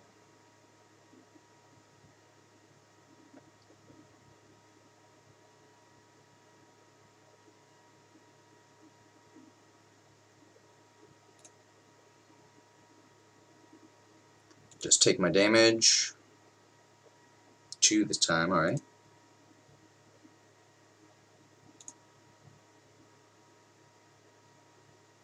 And a Spider, sure. Another murder, nice. I think I am willing to trade off the Thief at this point, so that I can play the Cutthroat.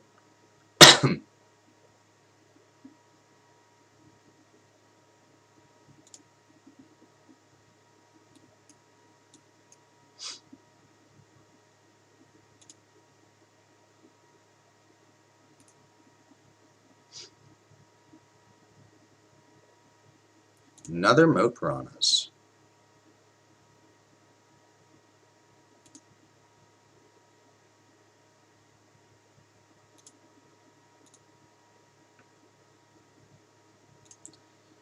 Keep the Steel Overseer getting bigger. Make him a biggin. Alright. I could attack with the Overseer to try and get the double block. But and then murder something. I might have to murder their sprite though if I don't find anything else. So am I willing to trade the Cutthroat? I think I am willing to trade the Cutthroat for the Piranhas. So I'll just go ahead and do that. Part of the reason for that is because I do have Soul Salvage in my deck.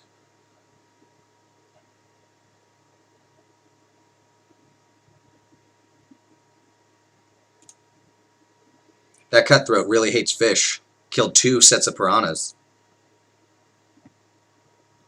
Maybe the pirate has a sordid history with Piranhas in particular.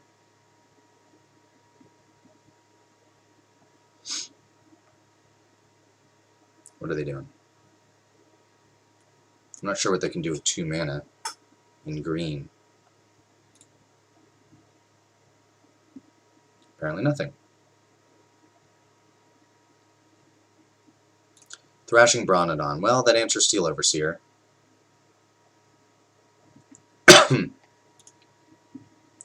But we've got our Brightwood Tracker. Can take us places.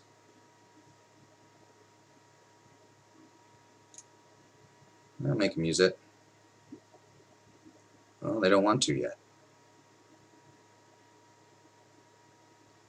I mean, I guess I send it. Oh, no, I can't send it, because they could just double block. Yeah, I'll just wait.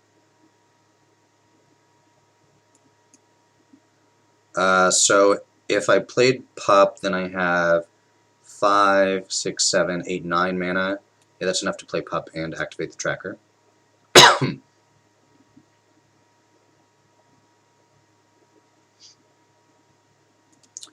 Yeah, Maker, you're right. They could have Growth Cycle, but that wasn't something they could do at the end of my turn.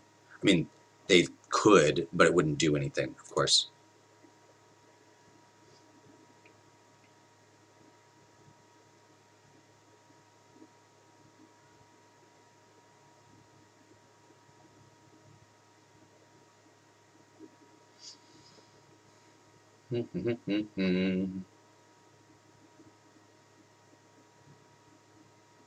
Still have Murder up for the Sprite if I need it.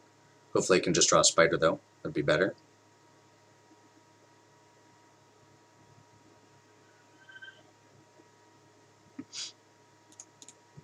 I will take my Sprite.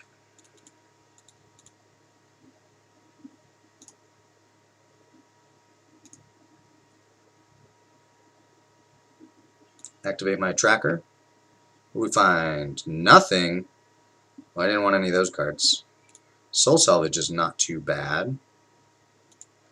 It's not really what I want, though. I'm going to activate this tracker and see what I find.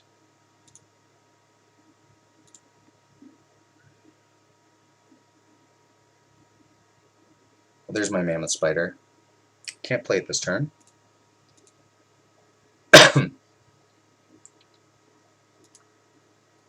So if they send the Spider, I will actually block with the Ferocious Pup.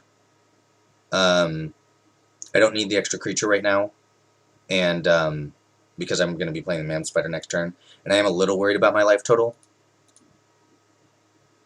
So this could be a turn that they try to Growth Spiral and then pump the Sprite, but I guess not. Or not Growth Spiral, whatever it's called. Yeah, Boreal Elemental's good.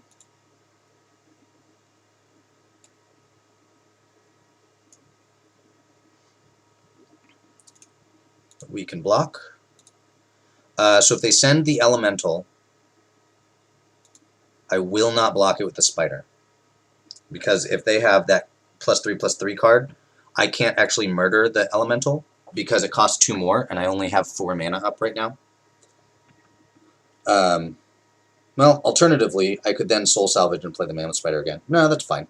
If they attack with both, I'll block the Sprite. But if they only attack the Elemental, I'll block the Elemental.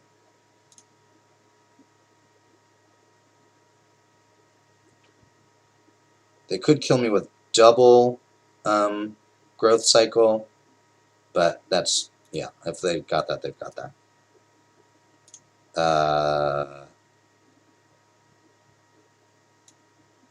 Actually, this is better.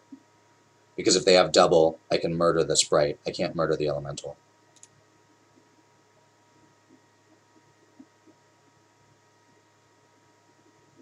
There's the growth cycle.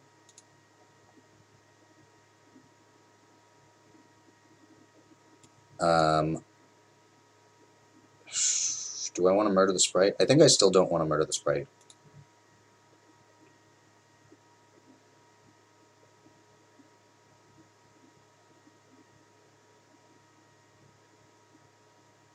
And Scorpion, which doesn't really matter right now.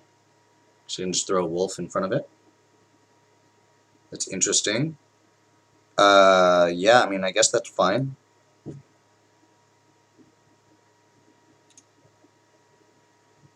I just hard drew another Mammoth Spider. Alright, works for me. Do I leave murder up? Nah. YOLO, dog. YOLO. We're going to take the Mammoth Spider, and I think the Overseer is better right now.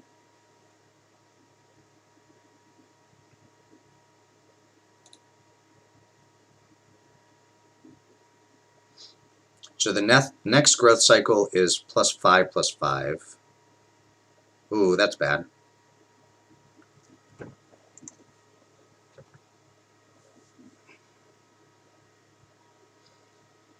Well, it's a good thing we have murder.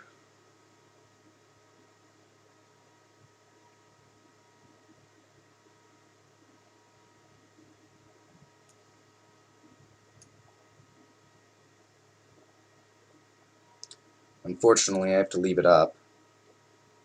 They have a removal spell for the spider. I'm just dead, because I still can't target the Boreal Elemental because I missed on a land. So hopefully they don't.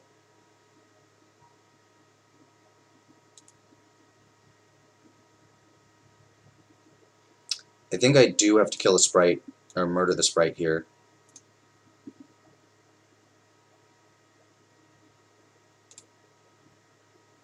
Oh, play a growth cycle.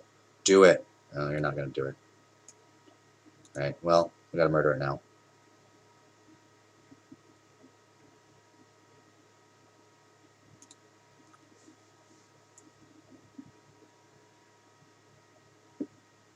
Alright, that card doesn't matter too much. Found another land. We can play this Shaman. We have 5 mana. We can actually play another Shaman.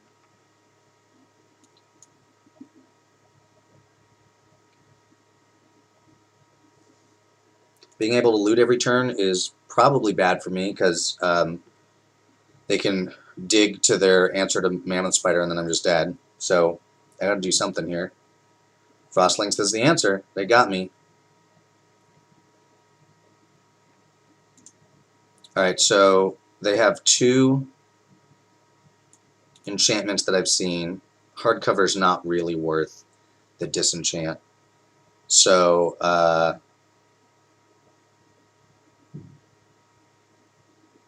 yeah, I guess we just run it back. Right? Don't want any of these. Yeah, don't want any of these. Alright, run it back.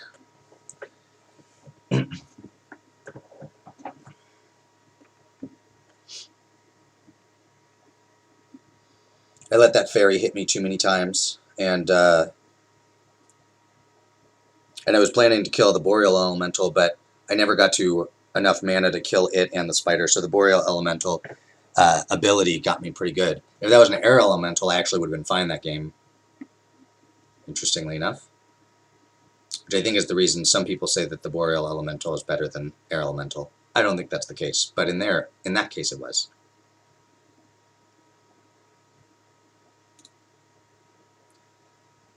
This is sort of awkward, but I'll keep it. I do have early interaction in Disfigure. I have to get to the late game.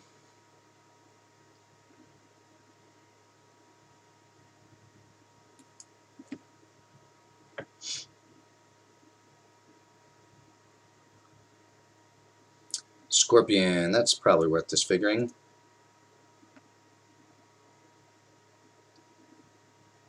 Well, Feral Invocation was not a good draw.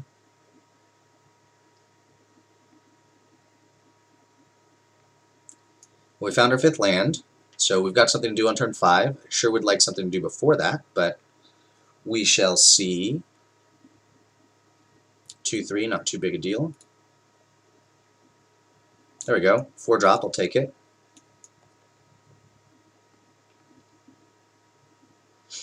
Feral Invocation is pretty good on the Shaman, because it's likely to get double blocked already, and if the Feral Invocation keeps it alive, it's a huge blowout.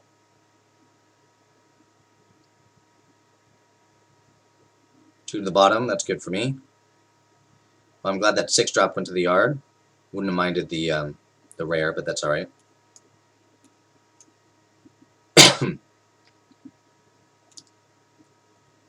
Alright, can the Shaman get me there? Moat Piranhas. Card is slightly irritating. Yeah, I'm gonna send it. I mean, if they block with Octoprofit and Moat Piranhas, then it's just gonna die. I could trade the Feral Invocation for the Octoprofit. I don't think I will, though. I guess for the Piranhas, I mean.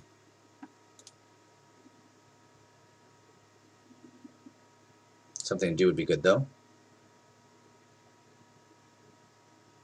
Nope. But that's alright, we've got our 5/5 next turn.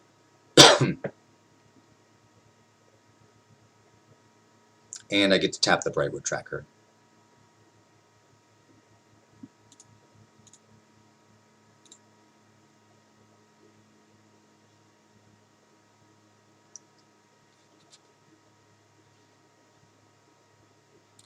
Well, we found something. That's good. But I'm going to go ahead and play my 7-drop. No Bone to Ash, please. Bone to Ash. Alright, well, we have the Thief. And what I really want to find is the Soul Salvage. That would be really good for me here. Don't mill it. Cool, wasn't milled.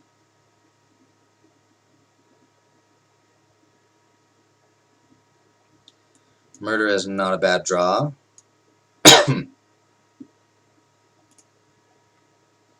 I won't be murdering the fairy yet. Who needs to learn from their mistakes?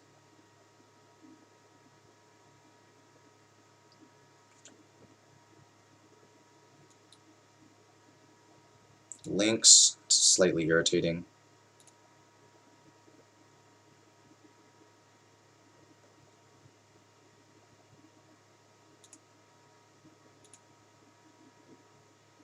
Alright, no Soul Salvage milled yet.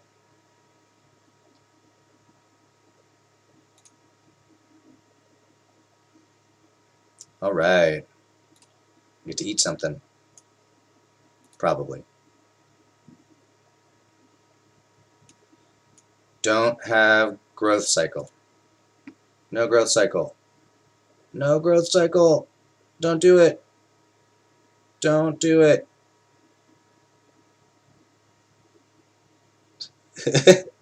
Maker. Murder is not bad, Brian 2019. Thank you.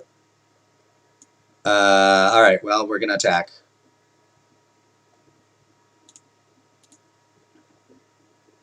I need me some cards. Well, that was not what I needed. Double block, and then I get to murder something. Murder some fishies.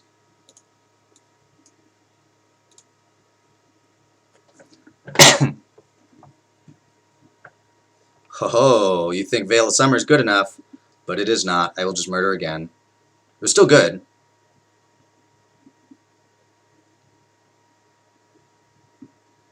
That was effectively a 2 for 2. I did use both of my murders, though.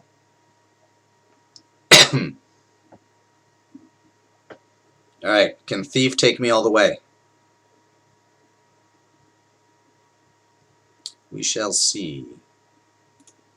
I will be sending it. Right now it actually looks like 2 for 1 if they double block. Well, 2 for 2, I guess, because Feral Invocation.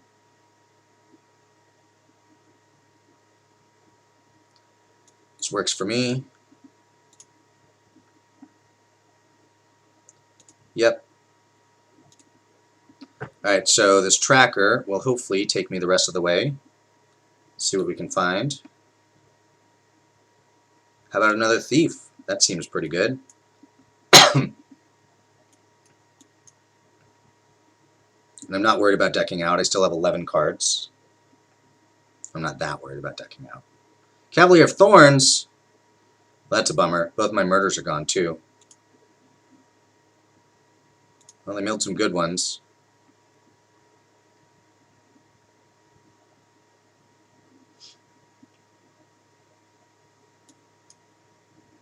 Well, doing this. See what I can find. Oh no, Soul Salvage went to the bottom.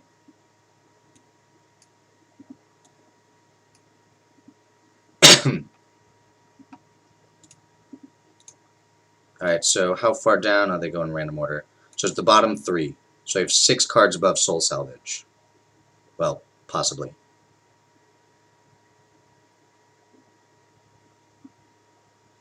I may actually deck out now. Cavalier of Thorns is pretty good. Both my murders are gone. If I can get the Soul Salvage quickly enough, I might have a shot.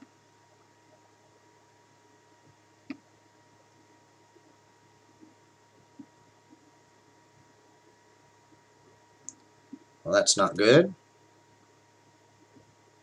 Alright, so 5 cards on top. Do I even want this Audacious Thief?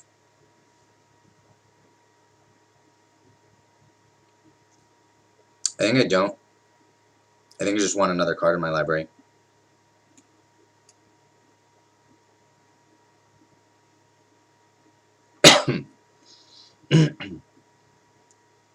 So there are now between 1 and 4 cards on top of the Soul Salvage. They go in a random order? Yeah. So I think I'm going to put a stop during my upkeep. No, I can't really do it. Oh, that's bad. I may actually mill out now. Cutthroat was pretty good.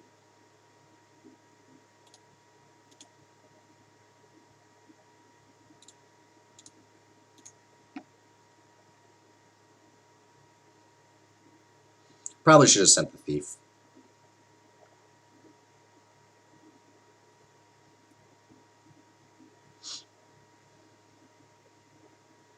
No, because the Thief just gets eaten by the Sage Road Denizen.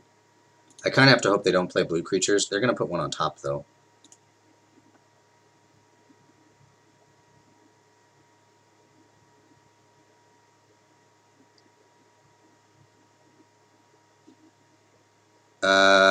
Yeah, Maker, if I know how to do it.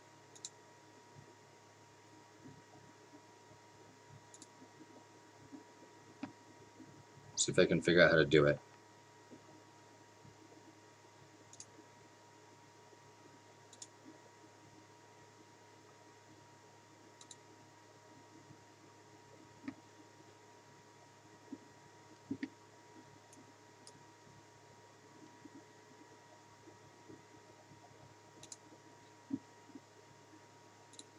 I am not sure how to make you an admin. Or a moderator, rather.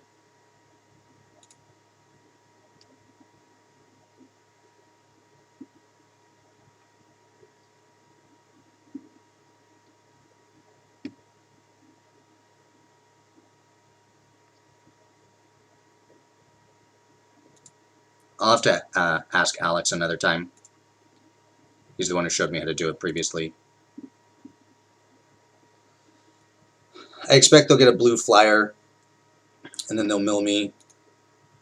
If they don't mill Soul Salvage, I might have a shot. So what do I get? I get the Giant and the Abomination, I guess. But they didn't pick a flyer. That's interesting. I guess they want to be able to scry. Fair enough. Oh, because they want to hit more blue creatures, I suppose, to mill me out. That makes sense. Don't hit Soul Salvage! Don't hit Soul Salvage.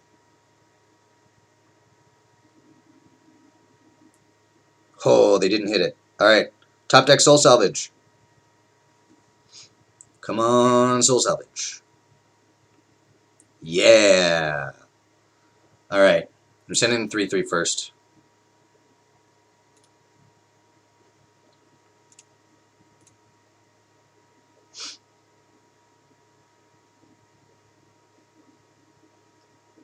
Trades. Fine. Soul Salvage. Targeting Abomination and Giant.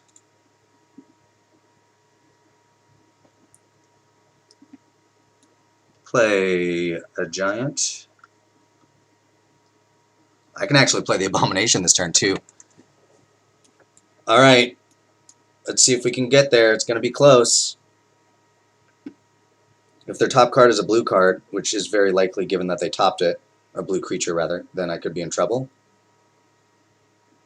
Well, that's not too bad. Oh, actually, it's a bit worse because they can pump it up, but that's alright. Oh, they're looting. Alright, do I send everybody or do I hold back the thief? I think I have all blanks on the bottom. Oh, no, I have the +2/+2 enchantment. So this is 10. I mean, I guess I just have to swing for lethal, right? If they top deck a blue creature and I attack with the Audacious Thief, then I die. They have 2 looks at it. So if I do this, if they block a wolf, they take 10, 14, go to 4. If they don't play a blue creature, then I'm fine to attack with the Audacious Thief. If they do play a blue creature and mill me, then I have 1 turn left. I can't attack with the Thief. They would have 3 blockers. 1, 2, 3. They'd only take 2 damage. So I guess I have to attack with the Thief and hope they don't draw a blue creature.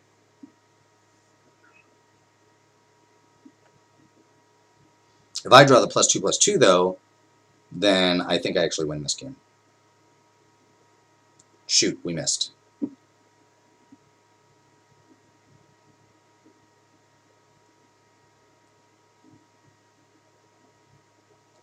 So they probably want to block like a wolf token because they need the Sage's Road Denizen to give them more outs to win. And they go to 2. But my thief, well, my thief can attack next turn if they don't play a blue creature.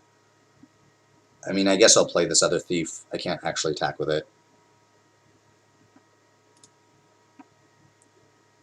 Alright, don't play a blue creature. No blue creatures. Oh, that's a good sign. No blue creatures. Ho-ho! We did it! We did it! We got the perfect 5-0 record.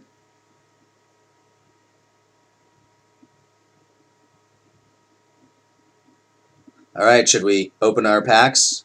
Look at all of our prizes?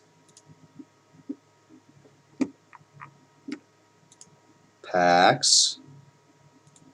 So many packs. I get 6 of them. What do we get? Hanged Executioner. Alright. Wait. Why did I only get 1? Oh, because I didn't claim my prizes. Ha. Maybe I should do that. There we go.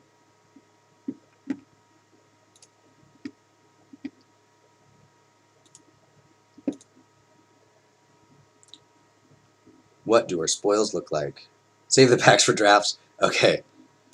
I'll consider that, Maker. Hold on, let me think about it. Nah, I'm just going to open them. Too greedy. Tail's End. That one's garbage.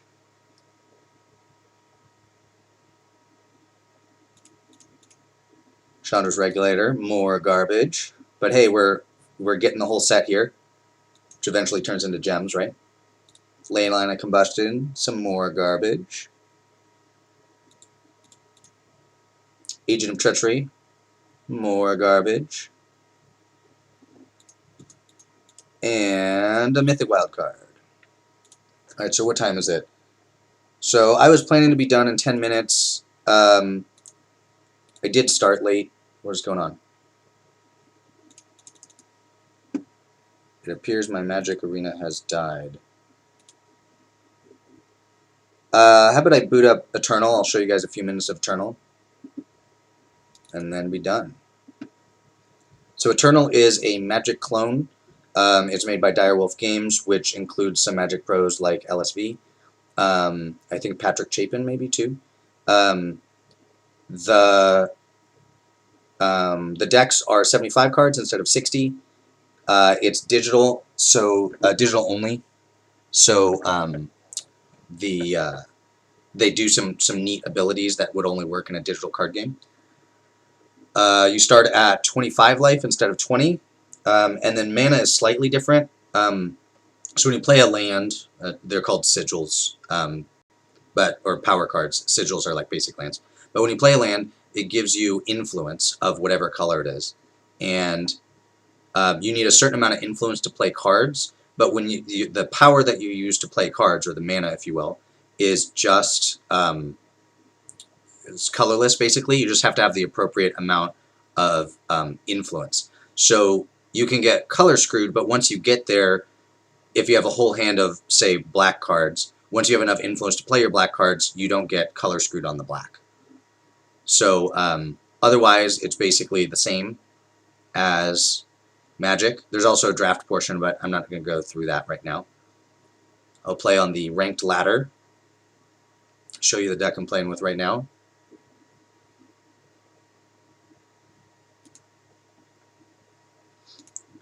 So the deck that I am currently playing with, it's Huru is Simic, basically. It's a value deck.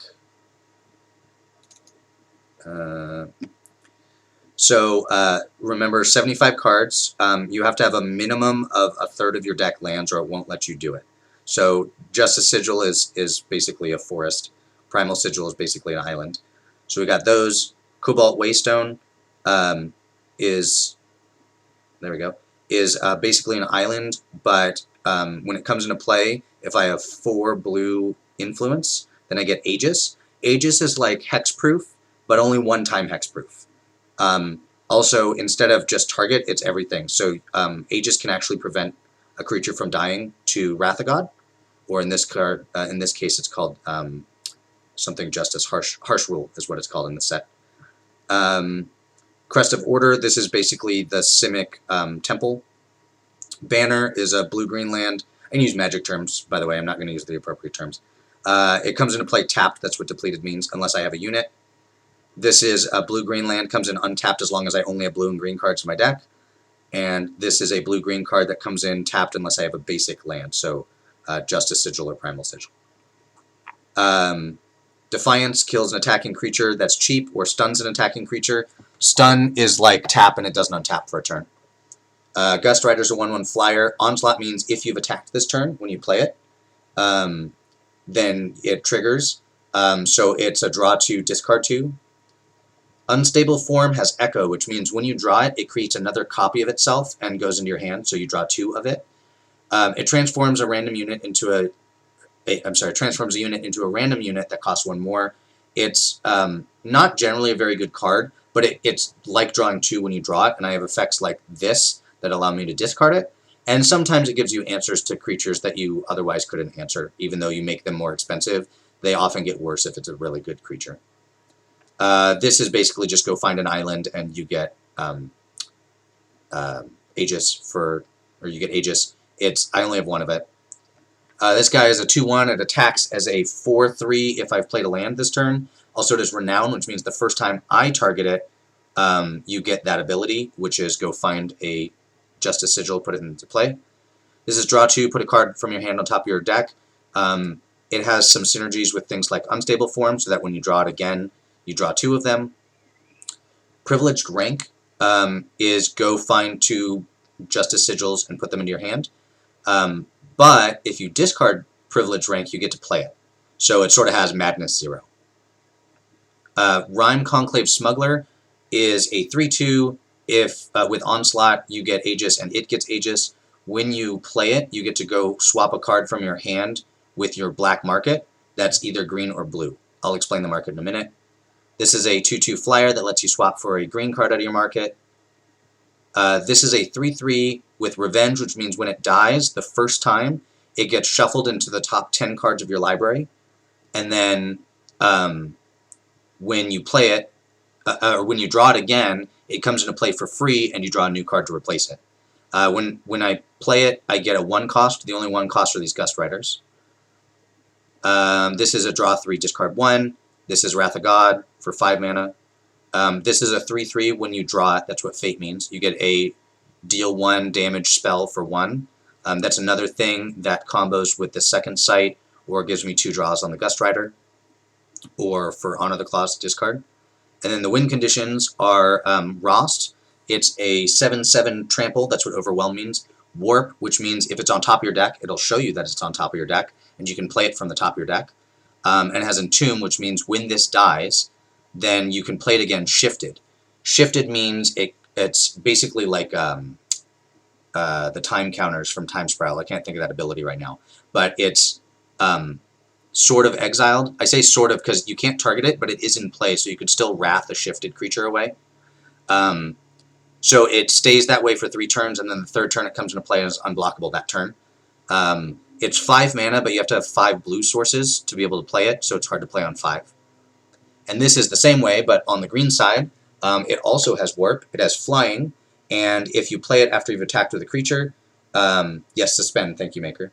If you play it after you've attacked with a creature, then you play a Curse on your opponent, which is like an enchant, well, it's just like a Curse in Magic, and it says at the end of their turn, if I didn't take damage, then I draw a card. So these are basically my win conditions, and then I just have value cards. So the black market is, you can have 5 cards in your black market. It's sort of like a sideboard, except there's no in-between games because everything's best of 1. But there's a bunch of market cards, like the ones I showed you, like this one, that allow you to go grab a card out of your market. So this card allows me to basically exile a card in their hand and turn it into a Seek Power, which is, as you can see over on the left side there, a 1 mana spell, draw a sigil of your choice from your deck. If I have attacked, it transforms all copies in their deck and hand into Seek Powers. I can only get that with the 3/2 because it's a blue one. This guy can only get the green ones. Pristine Light is a Wrath for only creatures with power 4 or greater, and I get to draw all of my creatures that died this way if I've onslaughted. There's only the win conditions are the only things that are that big in my deck. This is a weapon, a relic weapon. Relic weapons are like in Hearthstone, where you play them. They have, this one has 5 attack and 5 armor. When you run out of armor, any weapons you have go away. You can send yourself to attack a creature for 5 damage in this case, and you will take damage from that creature. If you run out of armor after that, then the weapon goes away. If the opponent, has no weapons, no creatures in play, you can attack the opponent directly. If I have 10 or less life, then I can play this for free. So it's something to get against sort of aggressive decks. This is a place, or a site rather. Sites are kind of like planeswalkers. So when it comes into play, it costs 6 here. You get to do 1 of the effects. On the left side there, see I can play Wisdom of Elders, which is a divination. Withstand, which is one of my units gets +4/+4 in endurance, which is vigilance. And then Sack the City, my units go berserk. Berserk means they have the ability that when I attack with them, I can do 2 attacks with them if I want. If I do, then forever after that they have Reckless, which means they have to attack each turn if able. And then once all 3 have been chosen, the last turn I get this creature. It's a 4/4. When it comes into play, your opponent can't play spells on their next turn, and I can pay 8 and exhaust it, which means tap it, to draw all of the unit cards from my top 4, discard the rest. Also, it says whenever I play a unit with 4 attack or more, it gets Aegis, which isn't that big of a deal. And then the 4 in the middle of that card is how much life it has.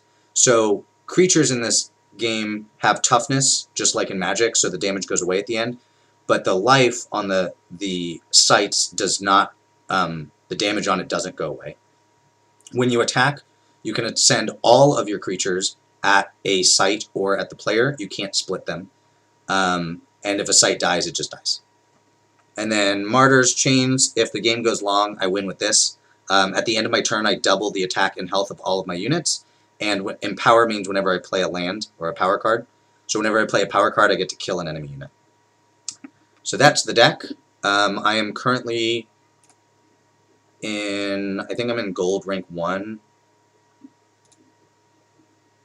Yeah, I'm in gold rank 1. So this is just like gold in arena. The next rank, so it goes 3, 2, 1. The rank after that is diamond, goes 3, 2, 1, and then you get master, which is like mythic, and it tells you what rank you are at that point. So let's see. So I have 3 lands, sort of 4 lands. I can trade something out for something in my market, and I have early interaction, so this is a fine hand. I'll keep it.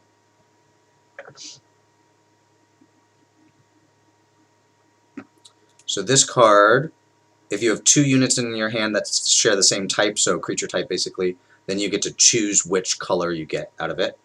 So they must be a Yeti deck. So this 2/1 has Aegis, which means it protects it against the first thing I do that targets it. Not targets it, that affects it. So a Wrath would also be protected from a Wrath. So the blue-red Yetis make sense. I will take my 2. I'm not going to play this on it because it would just break the Aegis, which isn't very good. So this is a 3/1 trample. Whenever it deals damage to me, they get to scout, which is scry 1. This is a 1/5 that has to attack every turn, but has bond, which means you can tap an untapped creature you control to reduce its cost by the unit's power. And then if you bond it, you get to create a snowball, which is the 1 damage card. So now it's just a 1/5 that has to attack every turn, but they got a snowball out of the deal, and they played it for free by tapping this guy. I am not going to play this card because I want to play the Defiance on the 3/1, which I will do right now. Whoops. Oh, by the way, it was a fast spell, which means instant, as opposed to a spell, which is a sorcery. I played another one. Okay, so I'm much closer to playing the 6/6 flyer that requires 5 green than I am to the 7/7 trampler that requires 5 blue. So I'm going to play the green source, not the blue source. And I would much rather trade off this guy. I'm going to trade off the favor because I don't think it's very good. And I'm going to get the knife because if I get low on life, this can help save me. They have a torch. This is lightning bolt. It is the most played card in this game, unsurprisingly.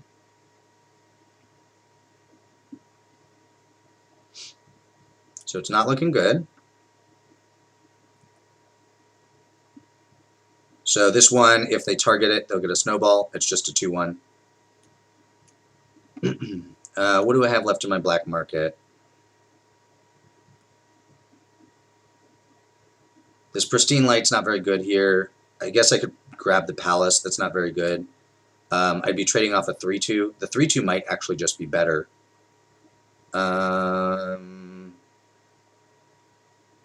So what's my plan? My plan is to take 6, block the 2/1. That way I have Wrath as an out. No, maybe I block the 3/1. I still take 6. But Wrath is still an out because the knife will be free and I can attack the 2/1.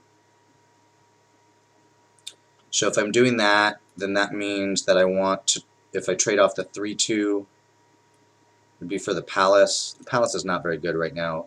I think I just prefer a 3/2 right now. So I'm going to just not trade. Got to block this one. Keep in mind they have a snowball. So they have effectively 1 damage. They're scouting to the top.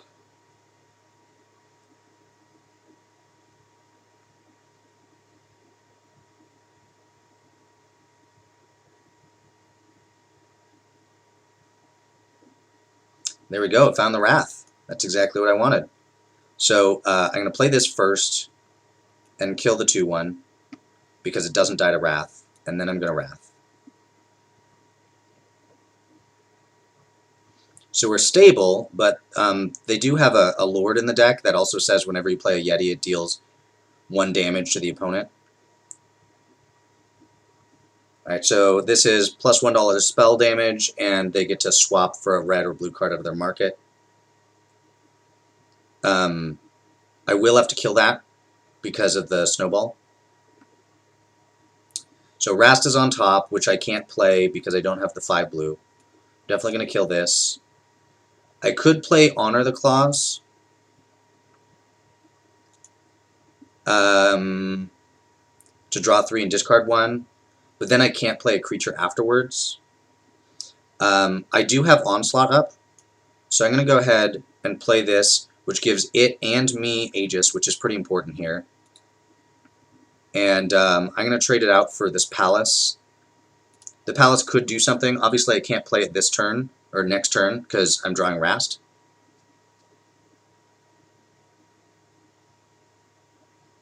Magic, your turn, opponent's turn. Other card games, your turn's enemy's turn. Yeah, because in Magic, we're all friends, right? Okay, so I'm going to start by attacking the opponent. They have no creatures, so I can do that. And then I'm going to Honor the Claws, draw 3, discard 1. Found a Wrath, that's not bad. Unstable Form is not super helpful, so I'm going to go ahead and discard one of those. And play my land. And I'm not expecting a haste creature, so I'm going to attack. I could try and upgrade my 3/2 into a random 4-drop, but that doesn't seem very good. Of note, the Aegis is hexproof, not Shroud, from the first thing, which means that it won't survive a Wrath. So I could play this to give this +4/+4 and Vigilance. That seems pretty good, so I'm going to do that. And then next turn, I'll plan to draw 2 cards.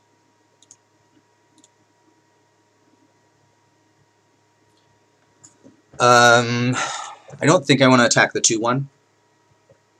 The reason I don't want to attack the 2/1 is I don't expect it to get big enough to trade with the 7/6.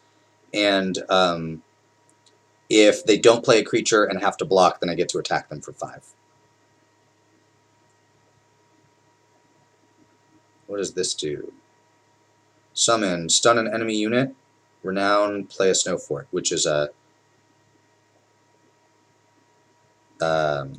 snow fort is all your creatures at +0/+1. It's a artifact, which is basically an enchantment. Oh, they decided to scoop it up. So there we go. That was our first game of Eternal. So I'm going to log off at this point. I may do some more Eternal at some point in the future, but for the moment, I'm done, and hopefully I will see you guys again next week. I'm going to shoot for Sunday again, but we'll see. I'll post about it on Facebook, and I'll let some of you know at Magic on Friday. All right, thanks for streaming with me. Take care.